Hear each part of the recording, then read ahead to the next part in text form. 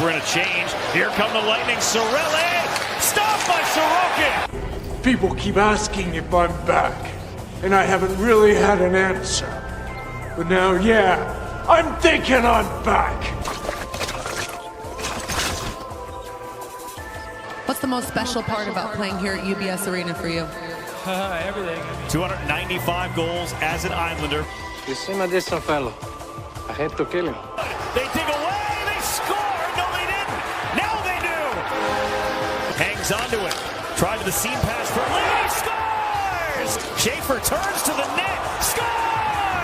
Barzell moves around Drury. Barzell dangles. Scores. Eichel unloads. Save quick. Rebound available. They score. And now,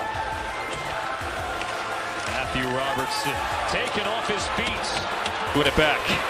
Angled pass. Eichel trying to catch up to it. Eichel scores! Golden Knights go end to end. I don't deserve this. Deserves got nothing to do with it. And as a result of that, it's the Sabres that come back, put a puck in deep. And it's an aggressive forecheck, I mean. What are you thinking? Yeah, I had to throw in Evan Bouchard at the end of that one because I still have no idea what he was even thinking at the end of that. But welcome back, everybody, to another episode of Big Apple Hockey. A lot of news around the NHL that we got to cover. All four of us are back. The four horsemen have been reunited. And you'll hear about the New York Rangers that were surging, kind of. The Islanders who were giant killers.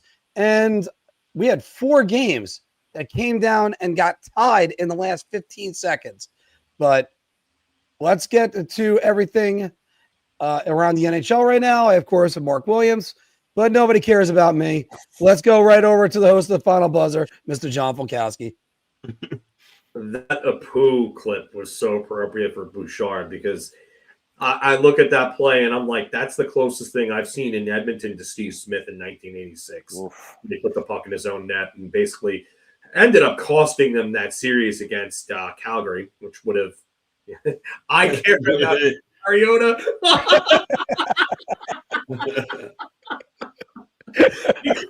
Please go on to somebody else. Let's go on to the man from the hockey news, Mr. Anthony LaRocco. Yeah, weird night in hockey with all those, late game tying goals. But Bull Horvat, man, keeps motoring the aisles and making a case for Team Canada. So we'll see where that leads in a couple of weeks. As I think 31st, some of these teams are going to announce their rosters. So we'll see what happens. And a man that always can make the case. We're always happy to have him, Mr. Jim Behringer from Full Press NHL. What's going on, everybody? Glad to be back. Glad to be here doing the thing today. We got a lot to discuss, and yeah, Steve Smith, 1986, cost the Oilers probably 5, if not 6, straight championships. Yeah. It's amazing because you got to think about it where it's like you got some of those. Whoop, there we go. That's just reordered everything. That's got to be like one of the worst gaffes for any championship team in history. Like I'm trying to think of other ones that could even go with that, but I'm speechless trying to even think about it. Like Chris Webber calling too many timeouts, but they weren't a championship team. I mean, the closest is the same year with Buckner later on in '86. Yeah, I still can make the case maybe Wilson might have beat him to the bag because he was flat-footed, and I don't think Stanley was getting there. What about that goal that Brodeur essentially scored on himself against Anaheim? Yeah, they still won the cup. That's true. Yeah. They still won the cup. Yeah, I mean, it just ended a shutout streak. That was pretty much it. That was just a weird play. We're going to think about more of those moments in a minute, but let's get to the A block, which is brought to you by SeatGeek. Use the promo code Big Apple Hockey for $20 off your first order. And like I said, there is a lot of stuff that we have to cover. And if you're interested, Big Apple Hockey trucker hats and shirts are available right now. You click the link down below.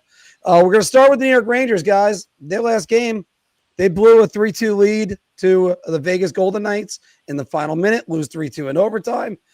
There's a lot of things to discuss with that.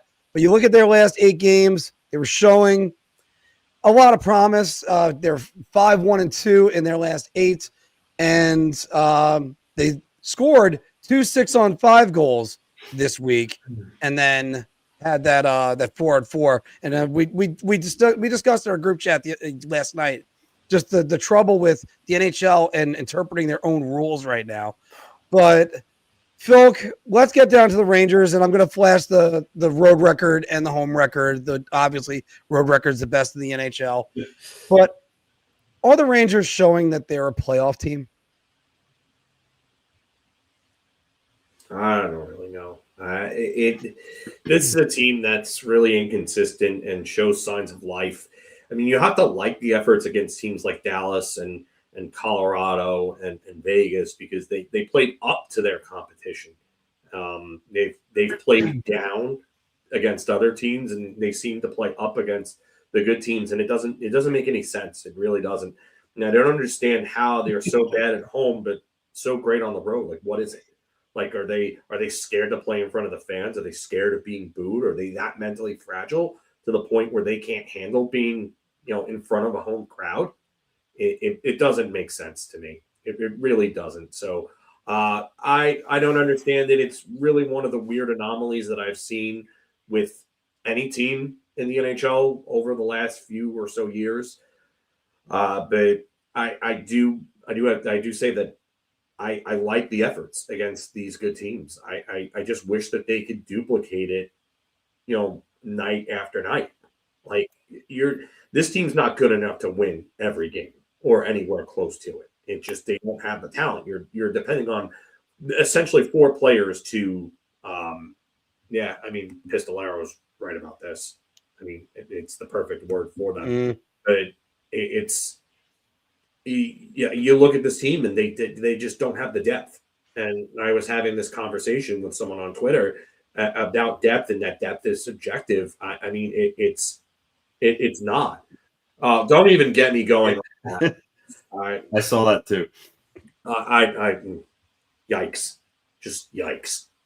But you know what? It's a point where you have 4 players that you're depending on for your offense. Your best goalie. Your best defenseman, is out of the lineup right now. You have Vladislav Gavrikov, your big free agent signing, playing over his head right now. You can't even describe like what the surprise that he is for the offense he's giving you. And then your goalie is up and down. There are times where he looks unbeatable, and then there are times where he's giving up some of the softest goals you've ever seen. And your backup is playing solid, but you don't have depth. This team doesn't have depth. Deep teams win. Teams that aren't deep don't go anywhere. And depth is not a subjective thing. It's quantifiable. When your bottom 6 can't score, that's a problem. When your top 6 can't score, that's also a problem. And your special teams, penalty kill's been decent. It's been kind of going downhill a little bit, but it's still good. But you have a power play that just can't do anything, and you're not going to win that way. So how is that a deep team? To me, it's just not. So, we'll see what happens with, their schedule. I don't like the way things look for this team, to be honest with you. It seems like a caught in the middle type situation, but you have Chicago coming up, then Montreal, then a really good young team in Anaheim. And you know what the Rangers don't like? You know what their big weakness is, right? Young teams that can skate fast. And that's what Anaheim does. They skate fast. They play hard. They put pressure on the defense. So that's not a good matchup for them. Then you have Vancouver and St. Louis, who you should beat them. And then Philadelphia, which is a team that probably could beat the Rangers. And then Nashville. So this is an easy stretch here, but it gets harder after that. And that's the issue that I have with this team going forward. So it's a middling team that you don't know what you're going to get night for night. And it's something needs to change with this team. I don't know what it is. whether it's Alexis Lafreniere needs to finally start playing like the draft pick that he was, the first overall draft pick, or whether it's Will Cooley needs to get going. But someone else needs to step in and help this team offensively. Someone. I don't know who it is. I don't think it's Gabe Perreault. I think you leave him down in Hartford and you let him develop. But something needs to change with this, because the rate that they're going right now, they're probably going to finish, I don't know, maybe 10th in the conference. They'll be two or three slots out of a playoff spot, and they'll miss the draft lottery as well. And here we go, Dark Ages 2.0. So, yeah. So, but that's just what I'm seeing. I mean, there are other teams in the area that have a much brighter outlook, and we have two guys that'll talk about those teams. We're going to be talking about that in a minute. One of them, one of those two, hasn't been so bright lately, but Jim, jump in about the Rangers. What do you think about their recent stretch that they've had? Excuse me. Yeah, that's what I think about the Rangers. No, they've been playing well. I mean, to a point, right? Like, they're so inconsistent. You look over the weekend, right? The 2 back-to-back games, they got 2 points out of it. That's probably what they deserved. You know, they came back and tied a game late and lost, and then they got scored upon and then lost. You know, they got 2 points out of a game, right? They played well enough to win against Colorado and lost, and then they found a point against Vegas. After we initially talked the last couple of times, after I missed a couple episodes, but, you know, they had gotten that bump that they started to play a little bit more consistently. I think they just need to simplify the game at home. Like, that's really what it comes down to, is simplifying the game, right? Because if you look at it, they play so simple on the road. They're so good on the road. You've got to be able to bring that to home ice. But it comes back to, we got to win for our fans. There's so much pressure to win in that building that it's just in their heads now. Yeah, you have a couple of wins, but just keep the game simple and don't overanalyze and don't overthink, because, again, play good defense. Just don't play within your limits, because if you try to do too much, it's not going to work. And again, I agree with Phil. The roster needs some work. And look, again, the biggest question is going to be Artemi Panarin. Where are they come the trade deadline? Where are they come the Olympic break? You know, again, the Eastern Conference is so tight right now that what are you realistically going to do? Because no one's moving anything right now. Because 1 week, you could lose 3 games 1 week, win 4 games the next week, and you're back in a playoff spot. And there's a lot of Eastern Conference teams like that. Exactly. I don't think the Rangers are a playoff team, by the way. I don't either. And I don't either. But Anthony, are the Rangers a playoff team? I mean, because of what the East is right now, I mean, they're certainly in it. They're right there, pretty much everybody else. But my biggest problem with the Rangers is what Phil had said. Their lack of depth, and they're just relying on 4 players. That's not, you know, a winning recipe to getting into the playoffs. So, you know, I liked how they scored 2 tying goals, you know, late in games that showed that, you know, some effort. They didn't give up, which typically, I mean, let's face it, that team doesn't give up. So I thought that was good. You know, the game against Colorado, they showed some moxie there. Same thing with Vegas. Those are 2 good teams that they at least got a point out of when, you know, especially the Colorado game looked like you were going to get none, and they ended up getting 1. So that was good. But yeah, at the end of the day, I mean, we say this a lot. I just think they're a middling team. You know, they have a very good goaltender who, when he wants to be, can be one of the best, but sometimes just kind of meh. And then, you know, from outside of Panarin and, you know, the Benajad, Trocheck, Miller, which some of those guys have their own issues with struggling offensively. They're not getting much anywhere else. I know Connor Sheary scored that goal against Colorado, but, you know, for them, that depth scoring has been really lacking. And, you know, when you compare them to some of the other teams in the conference in terms of their depth, you know, it's just not there. So, again, the things they have going for them right now is that everyone's closely bunched together, and, you know, Phil kind of outlined some of their next stretch of games. I mean, they're easily winnable. Like he said, yeah, you should beat Vancouver, you should beat St. Louis. Montreal's struggling right now. I mean, that's a game they can win.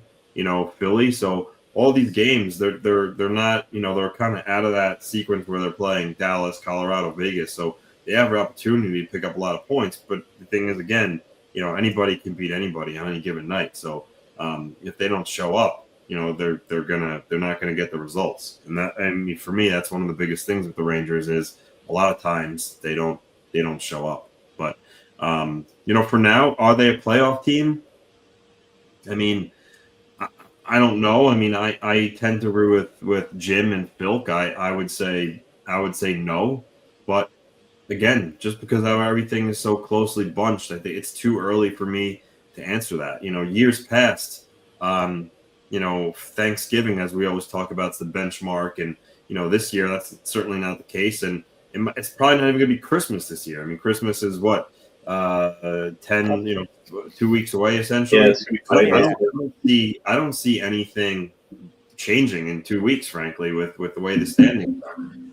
I honestly think you may not come to like February this year until you really see where you're at. I know we were talking about it just off air before, but the Calgary Flames are 3 points out of a playoff spot, and they were dreadful for the longest time, one of the worst teams in the league. So I don't think, Mark, to answer your question, I don't think you're going to get any clear indicators on that for sure until, for at least another 8 weeks. But, I mean, right now, I lean towards no.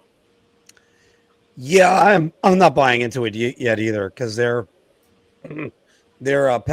specialty teams. Both of them have been no good.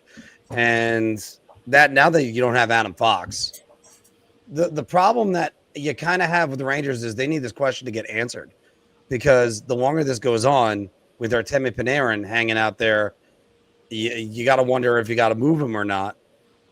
And I'm as both a pundit and a fan, I'm dreading the Rangers re-signing him. I understand you can't replace him, but also what are you exactly doing with him? But that's the other side of the story with that one. There's a little bit of fool's gold, I think, with this. Look, they got to beat Dallas. They tied it late. That game looked like it was kind of hopeless in the Rangers fashion. And then Cooley throws one, goes in the net. Goal song comes on, which doesn't happen very often at MSG this season. Then, the Vegas game, I know a lot of people are complaining about the refs on that one, but that was a ref show, that Vegas game. I'm sorry. They should have that game should have never been tied. It should have been a Ranger power play to end that game. That should have been it. Well, that is somewhat true. The Robertson play that I showed in the intro. How do you not call that? Because you could argue from Vegas' side, with both feet go up in the air, it looks like it could be a dive. So I'm sorry, that's not a dive. I I saw some dives last night in that Devils Ottawa game. Yeah. So I don't know. I don't think Robertson has a reputation as a diver. That's barely trying to stay in the NHL has a reputation for diving. Yeah, exactly. Fucking break. I'm not convinced on that one either, Phil. But the way the Rangers are going, you don't get the breaks, then go create your own breaks. Maybe don't play every game like so close that one goal is going to make or break you. And that's the thing. You look at the team 2 years ago that won the President's Trophy, they made their own breaks. They made their own luck. Be like Harvey Dent in The Dark Knight, where you're flipping the two-sided coin going, it could be one way or the other. No matter what, I'm going to win. Go out and be that decisive. But the Rangers don't have that moxie. The Rangers don't have that. And everybody walks in the Garden. Eight losses at the Garden, 11 losses if you include the overtime ones out of 14 games. That's not good enough. And you're not going to play 700 hockey on the road. That's not going to happen. So one of those things is going to balance out. It's going to be the road wins. They're going to come down, and you're going to see the Rangers kind of get out of that. Now, let's focus on the other team, go across the river over to UBS, because you look at the New York Islanders, they won 4 of their last 5 games, but you look at those 4 wins, 2 of them against Tampa, Colorado, and then Vegas last night. Anthony, we look at the Metro standings right now. The Islanders are sitting in 3rd place, shouting distance of 1st place right now. We talked about the stretch that they're on. And right now they're 4-3-1, but they got some pelts hanging up on that wall, some 4-point bucks, if you will, that you're like, wow, the Islanders are kind of taking down some giants. And of course, Ilya Sorokin named the first star of the week last week, and he's been incredible. Those numbers actually went down because of the Vegas game. They were even better the other day. How much of the Islanders impressed you in this recent stretch? They've impressed me very much. I mean, we talked about last week's show because they salvaged that road trip and finished 500 with a win over Colorado, and they came out and they smacked Colorado in the mouth. It was a team that lost once in regulation, and they played their style of hockey, and they were up 4-0 on them at one point. So that certainly really impressed me. The 2 games against Tampa, obviously Tampa had been rolling. They beat them in their own building, and then they go out to Tampa. Sorokin puts on a clinic, and they win a 2-0 game with Cal Ritchie scoring that between the legs goal on the power play to get the first goal of the game, which was ridiculous. And then they drop a game on the second half of the back-to-back against Florida. I mean, kind of is what it is. All things considered, I wasn't really that much upset about it, what they've done in the general landscape here. But then they come home and they play another very good team in Vegas who have been very hot. They fall down behind 2-0 in the first period. They keep working at their game, and they let up the tying goal late, but they're able to kill off a penalty in overtime, which was big. Settle it down, and then they win in a shootout. So they're finding ways to win games, and it helps that obviously Ilya Sorokin, since Sergei Naumyov has been here, has been a totally different goaltender. What you're talking about him being back just this last week with the NHL, the first star of the week, he's been back ever since Naumyov took over. He's been a different goalie from when the season started. And then you want to talk about depth. Mark Giacomin scores a big goal, the tying goal last night off of a feed from Cizikas. The game against Colorado, Kyle McLean scores a goal. Cizikas has scored some empty netters, and that's their fourth line that are chipping in and scoring goals. Simon Holmstrom's playing on the third line last night, took a good feed from Cal Ritchie, and scored the go-ahead goal. So they're getting scoring from some of those players in the bottom six, and then of course, Bo Horvat is still just playing like a man on a mission right now. So, they're a team really that ever since those first 3 games of the year where they went 0-3, they've been very consistent, been one of the better teams in the league since then. So credit to Patrick Waugh again for having them play this faster style of hockey. Credit to Matthew Darche for pressing the right button and making the goaltending change at the coach position to get Naumyovs in there. And then just, credit for the whole team to not giving up. I mean, they lost a top 4 defenseman in Romanov, who's done, for 5 to 6 months. And then you lose a guy in Kyle Palmieri, who was playing on the top line, top power play unit, have been producing good numbers, tears the ACL out for the rest of the year. And they just have that next man up mentality. Shabanov took his spot in the top line, got an assist last night. He's playing well. So, but yeah, the team is just. I think they believe in each other. I also think they have a similar mindset to what they had when after Tavares walked out on them. Granted, totally different situations, but that year no one predicted them to do anything. This year they just got the first overall pick. They missed the playoffs. People were like, oh well, they're retooling, whatever. And I think they're showing people that they can hang with any team in the league. And win on any given night. And, that's as of right now, that's what they're doing. And one of the things that is lost too, that has to be mentioned, because, I was a big critic of them. So when they change their game around, you also got to give them props. But Ryan Pulock and Adam Pelech haven't quite exactly turned back the clock to where they were, but they have both picked up their games significantly. And it's showing in the back end. They've both been a lot better since they were at the beginning of the year. So, yeah, right now they're impressing me. They're playing good, 2 points out of first. And for them, just the mantra is keep going. Keep trying to see how many points you can bank and hopefully put yourself in a position at the trade deadline to maybe add a piece to help you for a playoff run. Yeah, because they've been massively impressive, especially the way they handle Colorado, right, Phil? That game really impressed me. That game was very, very impressive. I'll just make this quick. Pete Alonso signed with the Baltimore Orioles, 5 years, $155 million for anyone who is interested in that. So I figured I would throw that out there. But Mark is not happy right now. Welcome, Jay, by the way. Good to see you, buddy. That game really impressed me. They absolutely, like Anthony said, they smacked Colorado right in the mouth. They didn't just smack them in the mouth. They punched them in the mouth. And they came out with purpose. And they were like, you know what?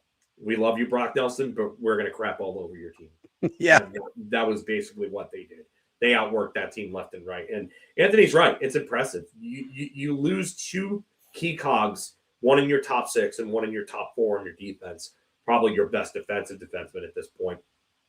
And they still just have this next man up mentality where it's just like, okay, you know what? Who's going to step up next? Who's going to really contribute and fill those roles? And they're doing it by committee. And Horvat's on fire right now. Sorokin looks like he's absolutely back to the guy that he was. I don't know if it was. I think the goaltending change and coaching is part of it, but I also think he's finally healthy. I think back injuries are they're serious and they're finicky. It's tough to say that, just because this guy's back and he's cleared, does that mean that he's really truly healthy and game shape? And we've seen it with Andrei Vasilevsky in Tampa Bay. Like that was something that it took him a while to come back from, and he looked like he wasn't the same goalie when he came back. And then he regained his form. He finally got back, and I think sometimes it might even be mental. Like if you picture this, you're playing a position where you're like your knees are bent in an awkward angle, and you're hunched over, and you could go down and move the wrong way, and your back's screwed up again. Like that's got to be in the back of your head. So for Sorokin, I think he finally feels to a point where he's comfortable enough where he's like, you know what? I know I'm fine. I'm not worrying anymore. And I'm just going to go out there and play hockey. And that's it. And he looks like the Vezina caliber goaltender that he was beforehand again. So that's big for the Islanders. I mean, if anything, their MVP right now has got to be Horvat, but your close second is Sorokin. And then you want to talk about the Tampa Bay game. I honestly thought Sorokin really kind of stole that game for them. I thought there were a lot of times where Tampa really was just this close to tying that game up. And really, they had a few chances, which I think they should have scored on, but Sorokin really shut the door on them. But the Vegas game was very impressive for me. You go down in that game and you find a way to get back and get the lead. That's pretty impressive. I get they blew it at the end, but Vegas, they seem to be able to do that to just about anybody Vegas right now. So I don't think that's an indictment on the Islanders or even the Rangers at this point. But the Islanders really impressed me against those two teams. And those are two of the better teams right now in the NHL. So, it's just a matter of, can they sustain this? Can Horvat continue to play at this level? What happens if he doesn't make the Olympic team? Does that enrage him? And does that carry over for the rest of the year to the point where he just goes out there every night and says, oh, well, you left me off the team. Fuck you. This is what I'm going to do. I mean, Mark Scheifele did last year. Yeah, that's what that. Suzuki's yeah, exactly. done it. Suzuki's doing it right now in Montreal. I mean, that's the thing. Like, is that what we're going to get from Horvat? Or what if he makes the team? Does that slow down a bit? It just, this could go different ways. But right now, and I'll say it again, I've said it before, this was house money this year. This was nothing but house money. And they are playing so much better than they thought. It reminds me sort of a way of the 2005-2006 Rangers. Who expected that team to do what they did that year? Nobody. Everybody thought that they were going to be a bottom of the league type team, and they ended up making the playoffs. The Islanders are kind of going out there. They're having fun. They're playing hard. And and they're playing with something to prove. You lose two big pieces, and that's it. I mean, it looks like they have a mission every night. And I was talking about this with somebody on Twitter, and how it's not Sergei Bobrovsky that was really one of the reasons they win, but it was one of the big keys was the fact that Paul Maurice got that team to buy into a mantra.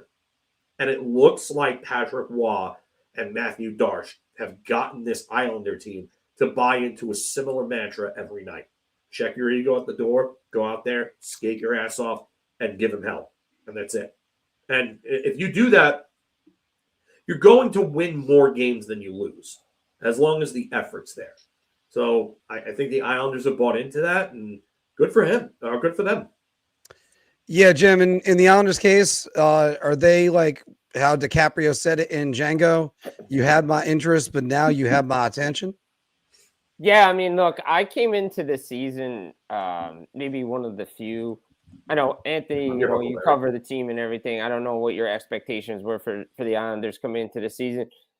But I thought they could compete for a playoff spot, to be honest, the way that if Sorokin came back and came to his form, they have one of the best goaltenders in the league. And that team goes as Ilya Sorokin goes. And now, as Phil hit it on the head, that everybody's buying into the system. That was the thing for me with the Islanders, is what, Matthew Darche got him offensively. Emil Heineman's been great. The trade has been excellent on both sides. And I wanted to see Patrick Waugh with offensive talent. Like, not to say he didn't have it before, but it was still loose players. And there was and we know there was some butting of the heads when it came to player personnel on who he wanted on this roster. Yeah. So the fact that I'm seeing a different team, and Jonathan Drouin has stepped up, and Anthony Duclair is playing well, Bo Horvat, Matt Barzal, like, this team is performing at a level I thought they could perform. Like, be around 3rd, 3-4 in a Metro, and maybe get into a playoff spot. And if they did, hey, that's great. Great first year for Matthew Darche, everybody. But I think this is the Islanders I kind of expected when Patrick Waugh first took over, right before Stadium Series.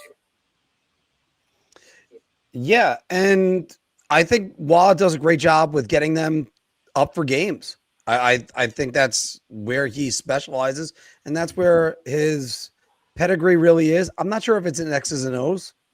And right now, Waugh's got them playing at the level that you kind of, Anthony, I got to hand it to you. You always kind of talked them up, and you always said that they could play at this level. I wasn't exactly so certain on the Rangers, not the Rangers. Well, they're not certain on the Rangers anyway, but I wasn't certain on the Islanders this season. And look what the way the Islanders have been playing. I mean, Matthew Schaefer, I think, has changed around so many things. Definitely. Yeah. Well, I mean, I think the expectations too. Like, who really thought he was coming in here and doing this? Like, let's be honest. No, and also you can really see me. Like, he's overshadowed the expectations I had for him. I'm like, all right, he's 17-game sample. I'm like, all right, like, okay, he's gonna start. He'll probably play World Juniors, but now I'm like, regular NHL defenseman. Now again, let's see when he hits the wall. But right now he's not, and I think the youthful energy from a kid like that, you can see what it's done for this team. Yeah, and you're really seeing that the benefit of that Noah Dobson trade. More on that in our Bar Talk segment in a minute. But this is also just showing what a franchise defenseman he could be. And as we've already discussed this several different times, you look at Cale Makar, who we saw this week. Schaefer was the more impressive guy on the ice that night. But then you look at, say, Quinn Hughes, who's in the news. These guys were not in the NHL at that time. They were everywhere else. We lost Filk for a minute. We'll see about that in a moment. But it's I think they took a cue from really. He started like it's almost like the Islanders started as the Matthew Schaefer feel good story and developed into this team that now you better be and bringing your best game when you play the Islanders, or they're going to smack you in the mouth, as Colorado just found out. Yeah, But absolutely. let's go. I mean, I agree with that. Like the Islanders, they can skate with you now. Like that was the big thing. Like before, yeah, they were just going to grind you out and just play a certain. They can skate with you now. Like you got to realize that the Islanders actually can skate. Yes. And I mean, they're looking like a solid team, a solid 4-line team. Anthony, you know what? Never mind what I think. You have the last word on the Islanders. I mean, kind of what Vilk said, I agree. I mean, it kind of is house money with them the first year under Darsh, and right now they're just, like I said, they're getting contributions from everyone in the lineup. Their fourth line is going out there and creating energy. They're chipping in goals. Cal Ritchie is really starting to gain confidence. I mean, what kind of young player tries the move he made on that goal against Tampa? The pass he made to Holmstrom last night to thread the needle to spring him. I really like his game a lot, so much so that with Pajot back in the lineup, Watt put Pajot as a winger on Barzell's line and left Ritchie at center. So the Islanders have a real player there. And then, Matthew Schaefer is doing Schaefer things. He's like last night, he's putting a guy in a blender at the blue line. He's trying to take it coast to coast. So they're an exciting team to watch, which hasn't been the case in a long time. And, they're putting themselves in a position where not only can they compete for a wild card spot, but they could possibly compete for a division crown. I mean, long way to go, but, they're still right there coming close to Christmas time. Yeah, Anthony, 100% on that. And I guess I did say last word on that, but I guess I'll throw this one back up there. You look at this stretch that they've had against tough opponents, over 600 winning percentage for almost all these teams. And look at them. They still got Anaheim and Tampa to go. And I think those teams have to look over and go, we got to get the Islanders. I mean, that's where it starts. You start changing around the attitudes of, oh, we get the Islanders, and said, oh, no, they might beat us. Yeah. And our last team in the tri-state area having a little bit of a rough go of it right now. The Devils 1-3 last week. They were shut out in back-to-back games versus Dallas and Vegas. Jim, you look at the Devils since the Jack Hughes injury, 5-8, 29 goals for, 42 goals against. The 42, I believe that's tied for 9th and worst in the NHL at this moment over that stretch. And they're a -13 in goal differential. Are the Devils, who are 4-6 in their last 10? Let me say that. But are the Devils nearing a precipice, or is this just a lull that they're in at the moment? I mean, I think it's a combination of both, because I think they're at a precipice in the point of they need to decide how they want to construct this roster. Like, you have your core, but it's clear that outside of the game in Ottawa and the game in Boston, where they had a players only meeting over the weekend right before the game to decide, what we want to be, you have to decide what this roster is. Like, okay, it's great that you have all this young talent with speed, but one guy can't be your offense. And that's the problem, is every time Jack Hughes goes out of this lineup, the offense disappears for games, and then they have stretches where, they can score some, but there's stretches where they get shut out because you go up against Vegas, you go up against Dallas, you go up against teams that can lock down the middle of the ice and don't care how they play. They play playoff hockey, and they can't get through it because they play one way. And I think they have to learn to play a different style. Yes, they're really good off the rush, and I know that's their game, and maybe they have to realize that they have to do it more, but you can't have your offense revolve around one guy, and that's poor roster management by the general manager. And I know it's easy to kick, salt on a wound and pour salt in a wound and kick dirt when somebody's down, but it's the reality of the situation. He overcorrected a lot of mistakes over the last couple of off seasons, and then didn't do the biggest thing necessary, which was get a goal scorer after you let Tyler Toffoli go. And that's the biggest issue for this Devils team right now, is they think they know what depth scoring is, and then they can't find it, and it just goes in spurts, and they can't consistently play a 60-minute hockey game. Yes, it stinks that Brett Pesce isn't in the lineup, and that hurts defensively, but offensively, there's still enough talent to not have the struggles this team has, and it's clear as day that it revolves around one guy. Yes, teams go through lulls. You can't play perfect hockey every night, but this roster is poorly constructed. All right, Jim, we got you back. Okay. Yeah. Oh, no. Uh-oh. All right, there you go, Jim. We got you. All right, cool. You got me back? Okay, we're having a technical issue. What's the technical issue? I see Jim. Yeah, I see Jim. What? All right. All right, Jim. Okay, you're moving again. Can we hear you? Can you hear me? Yeah, I can hear you. Okay. You heard what I said. I mean, it basically just said that, you know, the roster is poor. They need better management. You can't have it revolve around one guy. I think that's the biggest issue for me is that's you have to look in the mirror now and decide what do you want to do and who you want to be. Do you want to be a team that just folds every time Jack Hughes goes out of lineup? Or do you want to rise to the expectations that everybody had with you coming into the season, which is we think you can compete and make a deep run in the Stanley Cup playoffs? You got to figure that out. Yeah. And I mean, that's going to be a big question that they're going to have to figure out. Anthony, is this just a lull for the Devils? No, I mean, I think they're really in it here without Jack Hughes, and it's showing. You know, for me, they're you know, we talked about Rangers with depth, but I think what's hurting New Jersey is, you know, last year Stefan Noesen had a 20-goal season. You know, this year I know he missed like 7 games or so due to injury, but the numbers aren't there. I mean, he needs to be better. He's got 3 points in 24 games. You know, Andre Palat, I get he's he's getting older and, you know, he's not the player he once was, but, you know, 5 points in 30 games isn't enough. You know, Paul Cotter, who had a good year for New Jersey last year, 16 goals. He's only got 7 points in 30 games. So, you know, even Connor Brown, I know he's another guy that's kind of been hurt a little bit. He's missed about 7 games too.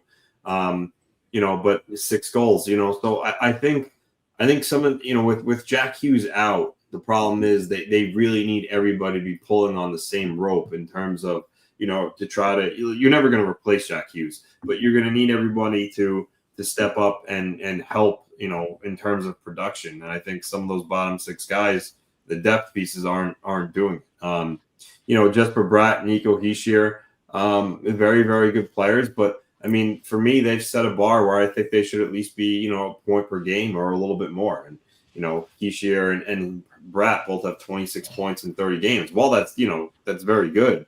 You know, I expect maybe a little bit more from these guys too, as they're upper echelon players. But yeah, you know, for me, they're just missing pieces. Jack Hughes is obviously the big one. You know, Brett Pesce is probably their best shutdown defenseman. And he's out, so that hurts. I love what I've been seeing from Simon Nemec. I think he's really stepped up. He's playing well. But yeah, overall, it seems like when Jack Hughes is out, the team just kind of, you know, falls apart. And, you know, similar to when you're talking about really any team in the East, Devils are still right there. The 35 points. They're 4 points behind Washington for first, tied for the last wild card spot. So there's no need for them to panic or anything. Because, like, again, I don't see anything really clearing up in terms of the standings with the picture with everybody being bunched up. But I think they need to do more than just let's wait for Jack to come back and save us. I think they all need to step up their game. And right now they're just going through it a little bit. Yeah, I'm trying to avoid saying that Jack made a mistake. For the bad pun. I know. Really? Come on, you know what? Maybe, or maybe the Devils' dinner was a mistake.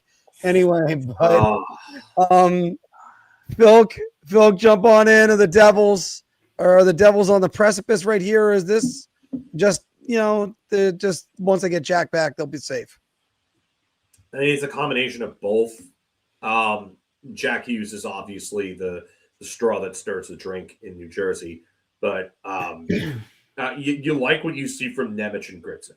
Like Gritsuk has been a real pleasant surprise, as well as Nemec. Nemec is finally getting his chance, and he's finally showing why he was picked as high as he was.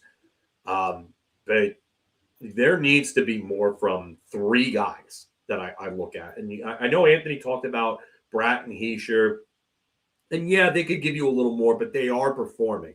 Like it's not like they're completely underwhelming. Are they a little underwhelming for what they are? Like especially with Bratt, when Hughes missed time last year, Bratt was an 86-point player last year, despite Hughes missing that time. So yeah, you could expect more from Bratt and Hischier, but the three guys that I'm looking at are Timo Meier, Dawson Mercer, and Luke Hughes. I look at those three guys, and you need more, especially from Luke Hughes. Like you just got that big contract. It is time for you to step up and start being the player that was taken fourth overall. Like you have to start playing like that level of offense, even if you're not going to be a great defensive defenseman, which I don't think he's ever going to be.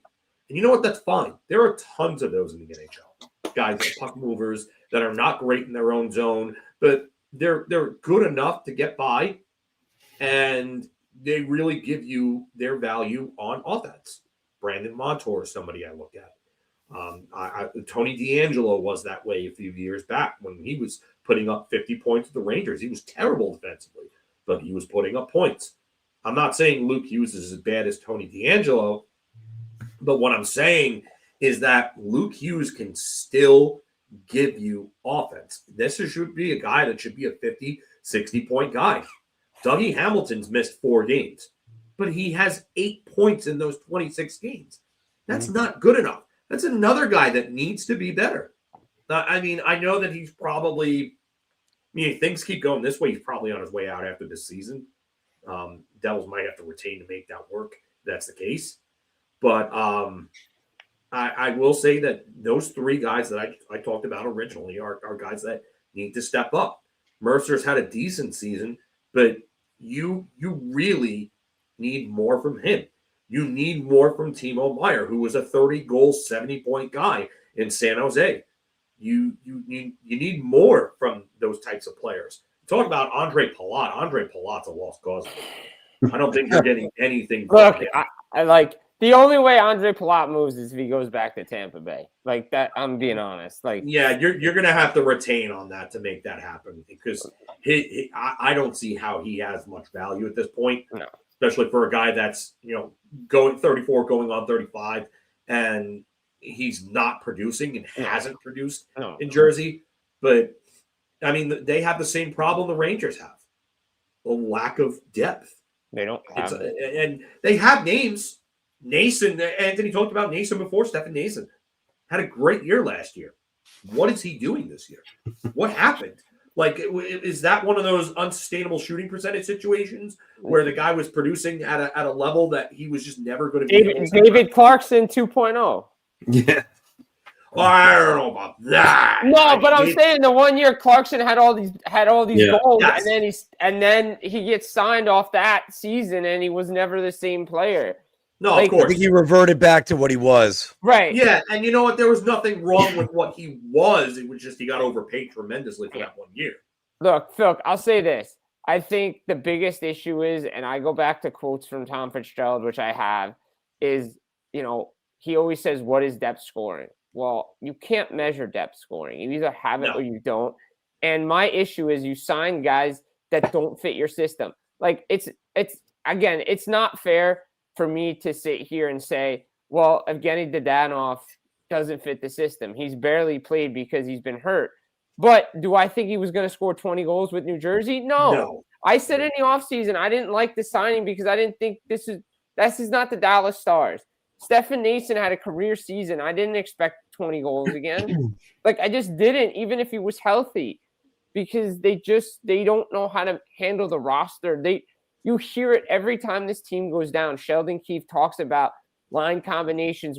He doesn't have answers because he doesn't have the players. He's not a good coach. I'm sorry.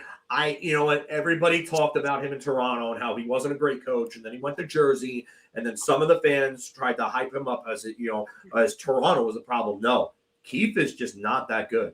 And I know that he was a prodigy and he was one of those guys that everybody talked about as one of the next up-and-coming coaches. But I think we have enough of a sample size to say that he's just not the guy. And I do agree with you. There are a lot of fits on that team. Not just Dadonov, but is Palat really a fit for the way that they want to play? He's not a burner. He never has been. No. Never has been. If this team was close to taking the next step when he was there, yes, he would have been fine. To go into the dirty areas and muck it up. But they're trying to make him into a player that he wasn't. Like, he played alongside, I believe it was Kucherov and Stamkos at times. Yes. And he always played with Tyler Johnson and Kucherov his first couple seasons in Tampa. Yeah. The triplets came up together. So yeah, no, of course. But it just, I do think that there are players that really don't fit there. Like, I mean, I thought Paul Cotter would have been a better addition. He doesn't really do anything. Like, and you talk about Nason. Yeah, 20 goals and 40 points, not really something you expect going forward, but 1 goal and 3 points in 24 games. It's unacceptable. Unacceptable. And I know you defend Markstrom, and we're never going to agree on Markstrom. Look, but he's got to be better. The defense in front of him hasn't been good, sure. I say the same thing about Shesterkin. You gotta be better despite what's in front of him. I think the third period in the Ottawa game on Tuesday night was a step in the right direction.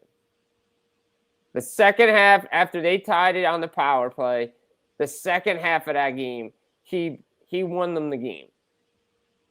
He's done it at times, but again, there are a couple questionable goals, but I think he's also trying to do too much to overcompensate for the defense. Like, his positioning is bad. But again, this goes back to a whole goaltending thing that we could do, because I'm not a goalie expert, but I'm a shooter. And these guys go down way too early, and he does too. Mm-hmm. And Shesterkin is the worst with that I've seen. But watch I know you're on Marchand a lot. He does it too. I watch it. He goes down way too early. Of course. Way too early. My uncle always said that you know that a goalie is fragile mentally when he's going down way too early. And my uncle played semi-pro hockey. So I think he knows what the hell he was talking about. Yeah. Well, again, the Devils themselves, it's got to be more than just, hey, we're going to tread water until Jack Hughes gets there. Because, again, you look at these numbers, that goal differential is bad, really bad. And they're almost like, they're almost unpredictable. And what are you going to get from them? You got blanked 2 games in a row, and then you scored one goal against the Bruins, or as the Rangers call that, the month of October. But and Swayman played out of his mind that night because they really dominated a lot of that play, and just goals went in. Yeah, I mean sometimes that happens. You get goalied and then that's it. But it's just then you get the game like they had last night, a hard fought back and forth game, and maybe that wakes them up. They've got a lot of questions that they have to answer, but one of them is also starting to formulate right now, Jim. Which is, which is that the trade market for Quinn Hughes is starting to take shape.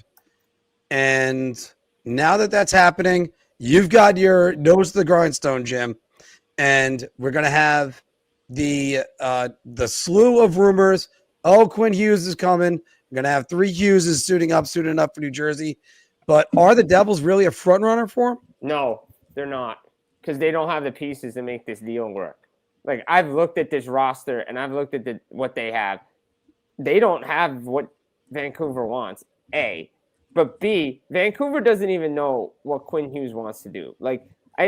Everybody really needs to understand this. Vancouver brought this on themselves. They brought the calls on themselves because Jim Rutherford opened his mouth in the spring. 100%. Quinn Hughes is yet to make a decision on whether or not he wants to stay. He is yet to tell the organization that. But teams are calling because they put out the memo. And they have every right to lay the groundwork right now. They should be doing that. I wouldn't do it. I wouldn't be doing it because you're not winning this trade. No matter who you trade with, you're not winning this trade. I do think Quinn Hughes has said, he said it during the player tour, believe with Elliot Friedman and Bukowskis on 32 Thoughts, you'll have my answer come July 1st. I truly do believe if anything happens, it'll be in the summer, because I don't know how many teams really want to risk it the way the standings are right now, blow up something to get that player for 2 playoff runs. There's going to be a couple that try it, but I think the Canucks, because as we've seen, the Flames are back in it after their terrible start. You never know. Vancouver, if Demko comes in and they start rattling off 4 or 5 wins in a row, they're back in this thing too. But I do believe Quinn Hughes is going to decide whether or not what direction he wants to take it.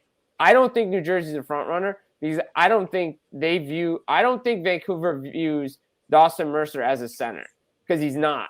It's clear he's a winger. I think Detroit has the best option. I wouldn't be shocked if Carolina takes a shot at it. Washington takes a shot at it. Pittsburgh, Philadelphia are all rumored.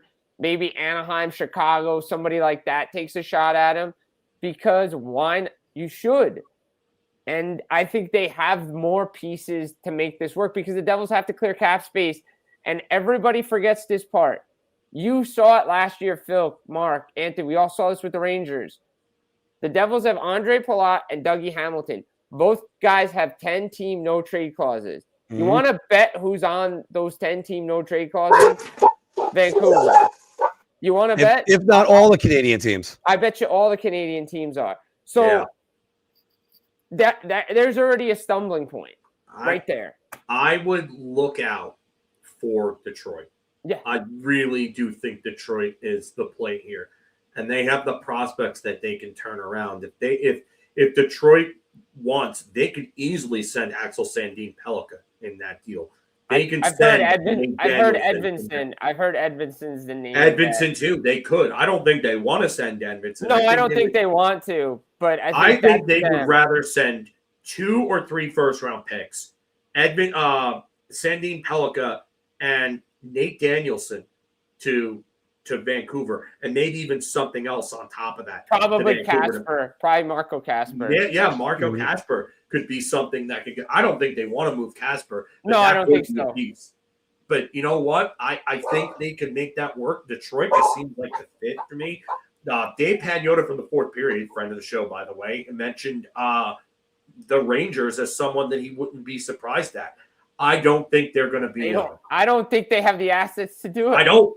I agree with you. I don't think they have the assets. Because everything out of Vancouver has, and they don't talk about it, but the guys that are dialed in who know it say they're looking for a center and a first, second line center. Rangers don't have it. The Rangers don't have that. Zibanejad's not going to waive for Vancouver. No. He ain't going to waive, and they're not going to want him anyway. No. Yeah. So Trocheck would help, but I don't think he waives. I think him and JT Miller are too close like that for that to happen.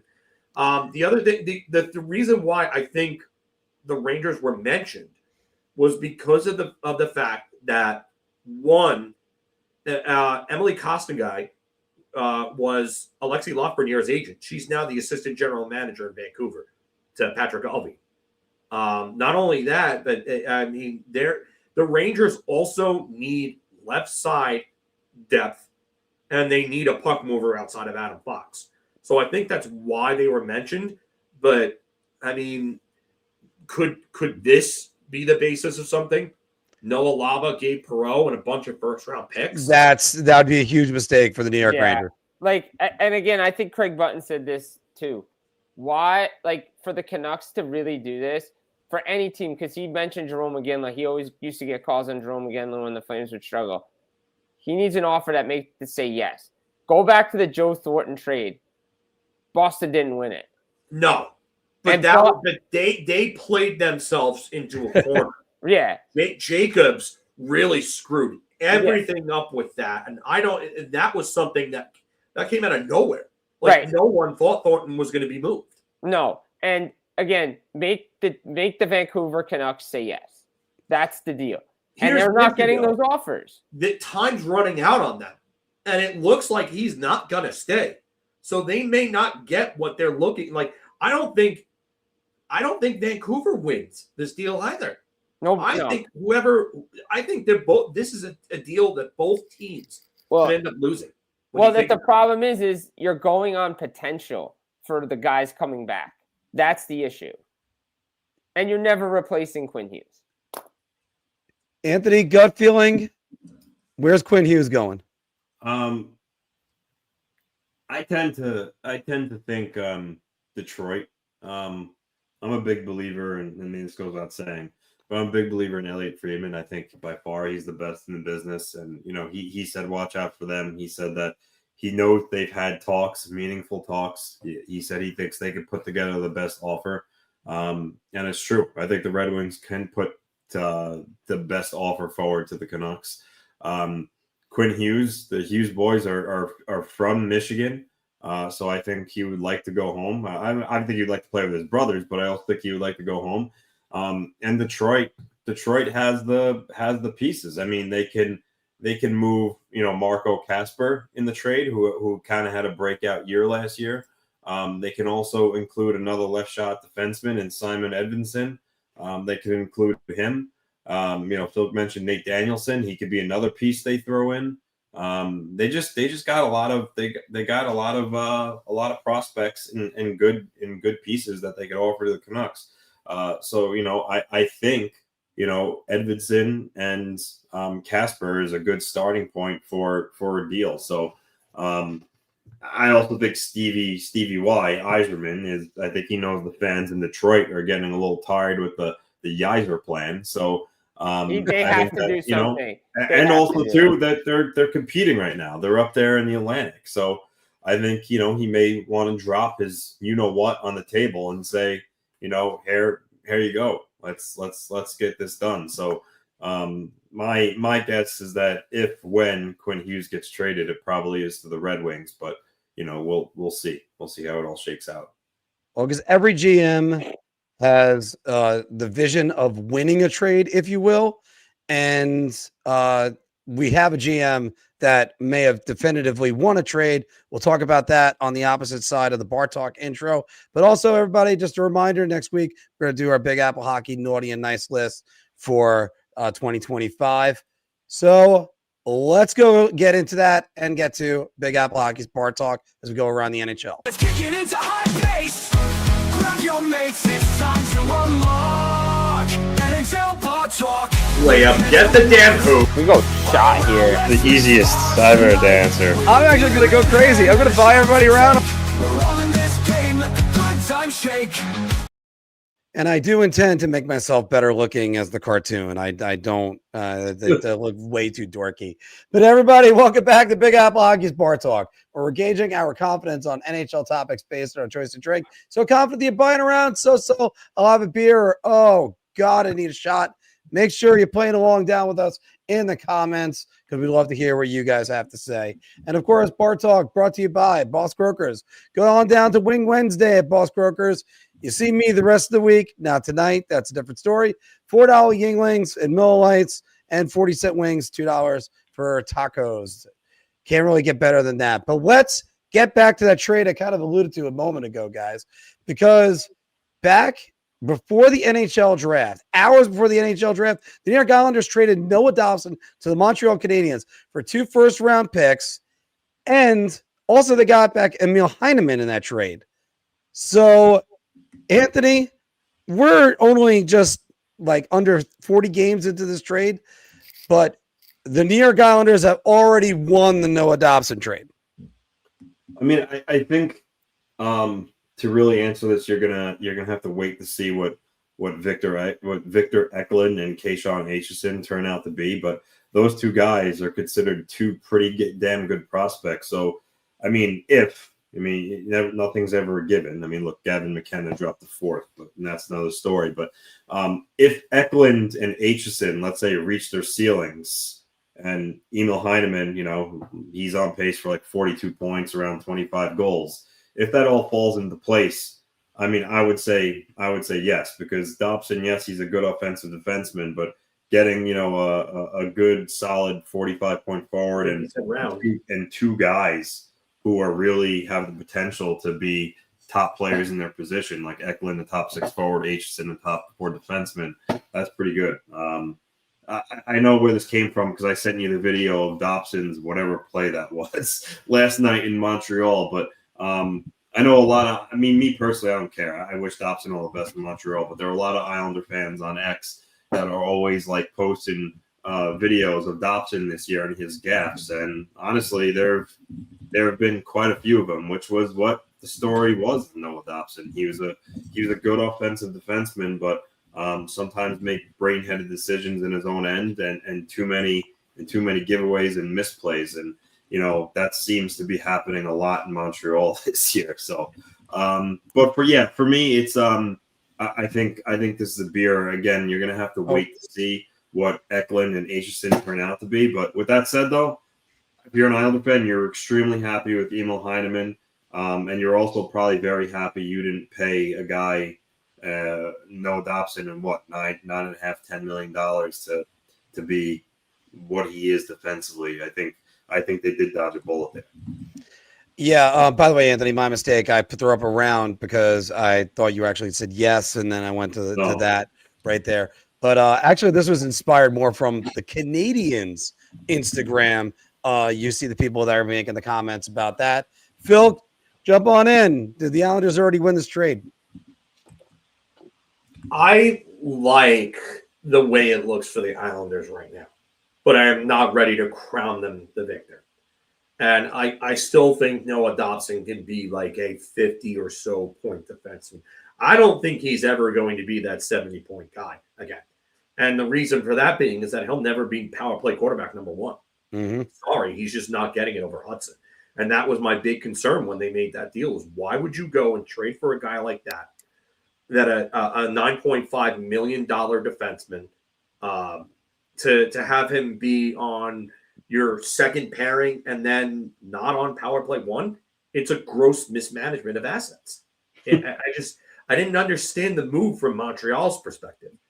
If Lane Hudson wasn't there or didn't have the impact he had last year on that team, then okay, I could see that. It was kind of like the Rangers, how they traded for Jacob Trouba, thinking that he was going to be their number 1 guy. But you already had Hudson. It's not like the Rangers who traded for Fox. They didn't know what Fox was going to do and be that good from day one. Like they had a guy there that already showed you that he's going to be your top pairing guy. He's going to be your top puck mover. He's going to be your top power play guy. So it's a beer right now because I do think, one, Anthony's right. You're waiting on those prospects to make their mark. And I think they will. Even if Victor Eklund is not a top 6 forward, he projects as at the very least a good middle 6 forward who can provide you in-your-face play despite his size and some offense. And then Kayshawn Aitchison, even if he's not a top 4 guy, he's probably somewhere between a 3 and a 5 at the very least that has a booming shot and plays hard. He's probably Trouba light at his very worst. And I'm talking Trouba at his best light, not Jacob Trouba's last couple of years in New York light. So, I mean, I honestly think that, yes, it looks like the Islanders are going to win that trade because Montreal basically goofed it, if you will. But I think it's too early to really kind of crown a winner here. So I'm going to say beer. Jim, do you think it's too early to crown a winner? Yeah, I'm gonna go beer here just because, again, I think I need to see more from like everybody in this, right? Like Heineman's playing great, that's great, but I want to see what the draft picks look like too, right? Like, yeah, you got 2 first-round picks and you got Emil Heineman and Aitchison and Eklund. They're gonna be good players, but like we have to see them at the NHL level still. Obviously, the 2 NHL guys are obviously could be offset, but again, I think at the beginning of the year, I saw it was a win-win for both teams, and I think it was a good hockey trade. Got to definitely see more from Dobson. The Canadiens, they're struggling defensively right now, and they have goaltending issues of their own. Look, again, everybody points out, oh, they got Schaefer out of this. Yeah, but they already had Schaefer on the Islanders side. I see some people point that out. I'm like, they already had him before this deal went down. So, look, I think it's too early to tell, but I like I like the deal for both sides, to be honest. Guys, I know the last time I kind of made a comment like this early on in a trade, I'll refer to a different sport and just a casual conversation I have with friends. I said that about the Edwin Diaz trade. I said this is one of the worst trades in Mets history. I can't believe this. And ended up being a great trade for the New York Mets because Edwin Diaz was the best player in that trade. And Jared Kelenic never made anything out of his career. But if you mean to tell me right now that the Islanders didn't win this trade, I think you guys are crazy. I'm going to go round on this one, and I'm going to make it a resounding round because, yeah, they already had Matthew Schaefer in place. But you had Dobson, who was a bit of a mess defensively. He was nice with Romanov. That's about it. But the other part of it is now you don't have to pay him $9.5 million. They got back Emil Heineman, who I thought was just a throw-in, whatever, who cared? He's going to go on to score 20 goals this year, that it looks like. I mean, it pretty much almost a given. And then you get Keyshawn Aitchison, who looks like he's going to be fantastic, and Victor Eklund. You get anything from those guys remotely, it's gravy. Because the last part of this entire thing is you're not paying Noah Dobson $9.5 million to be mediocre defensively for the New York Islanders, where we tried to make the argument about him being potentially a top 5 defenseman in the league, and there was clear regression last year. And you look at him this year, now they're paying him a big number 1 defenseman money to play on the number 2 pairing. I don't get what Gorton was thinking going into this trade, but you know what? It's done. It's over. Well, but I just think the New York Islanders, they're going to make out like bandits at the end of this. Let's go back to the New York Rangers. As former New York Rangers, Chris Kreider and Jacob Trouba will return to Madison Square Garden on Monday night when the Anaheim Ducks, the Pacific leading Anaheim Ducks, will go in and face them at the Garden. Filk, you look at the great career of Chris Kreider there. Jacob Trouba was also a captain. That is all the footnotes about him, is his illustrious Ranger career. But you look at what Chris Kreider did, third all-time leading goal scorer in Rangers history. Filk, there's going to be a lot of emotions that night when it pertains to the CK20. Chris Kreider deserves an Eddie Giacomin type of reception.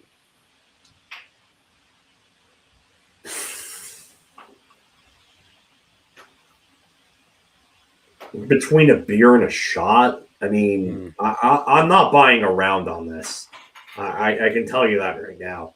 Like, do I think he deserves his video tribute? Yes, absolutely. Do I think he deserves to be to the point? All right, I'm gonna have to go shot. I'm gonna have to go shot because Eddie Giacomin got cheered and they cheered for him winning the game. Like, Giacomin meant more to the Rangers than Kreider did. And Giacomin was a Vezina winner.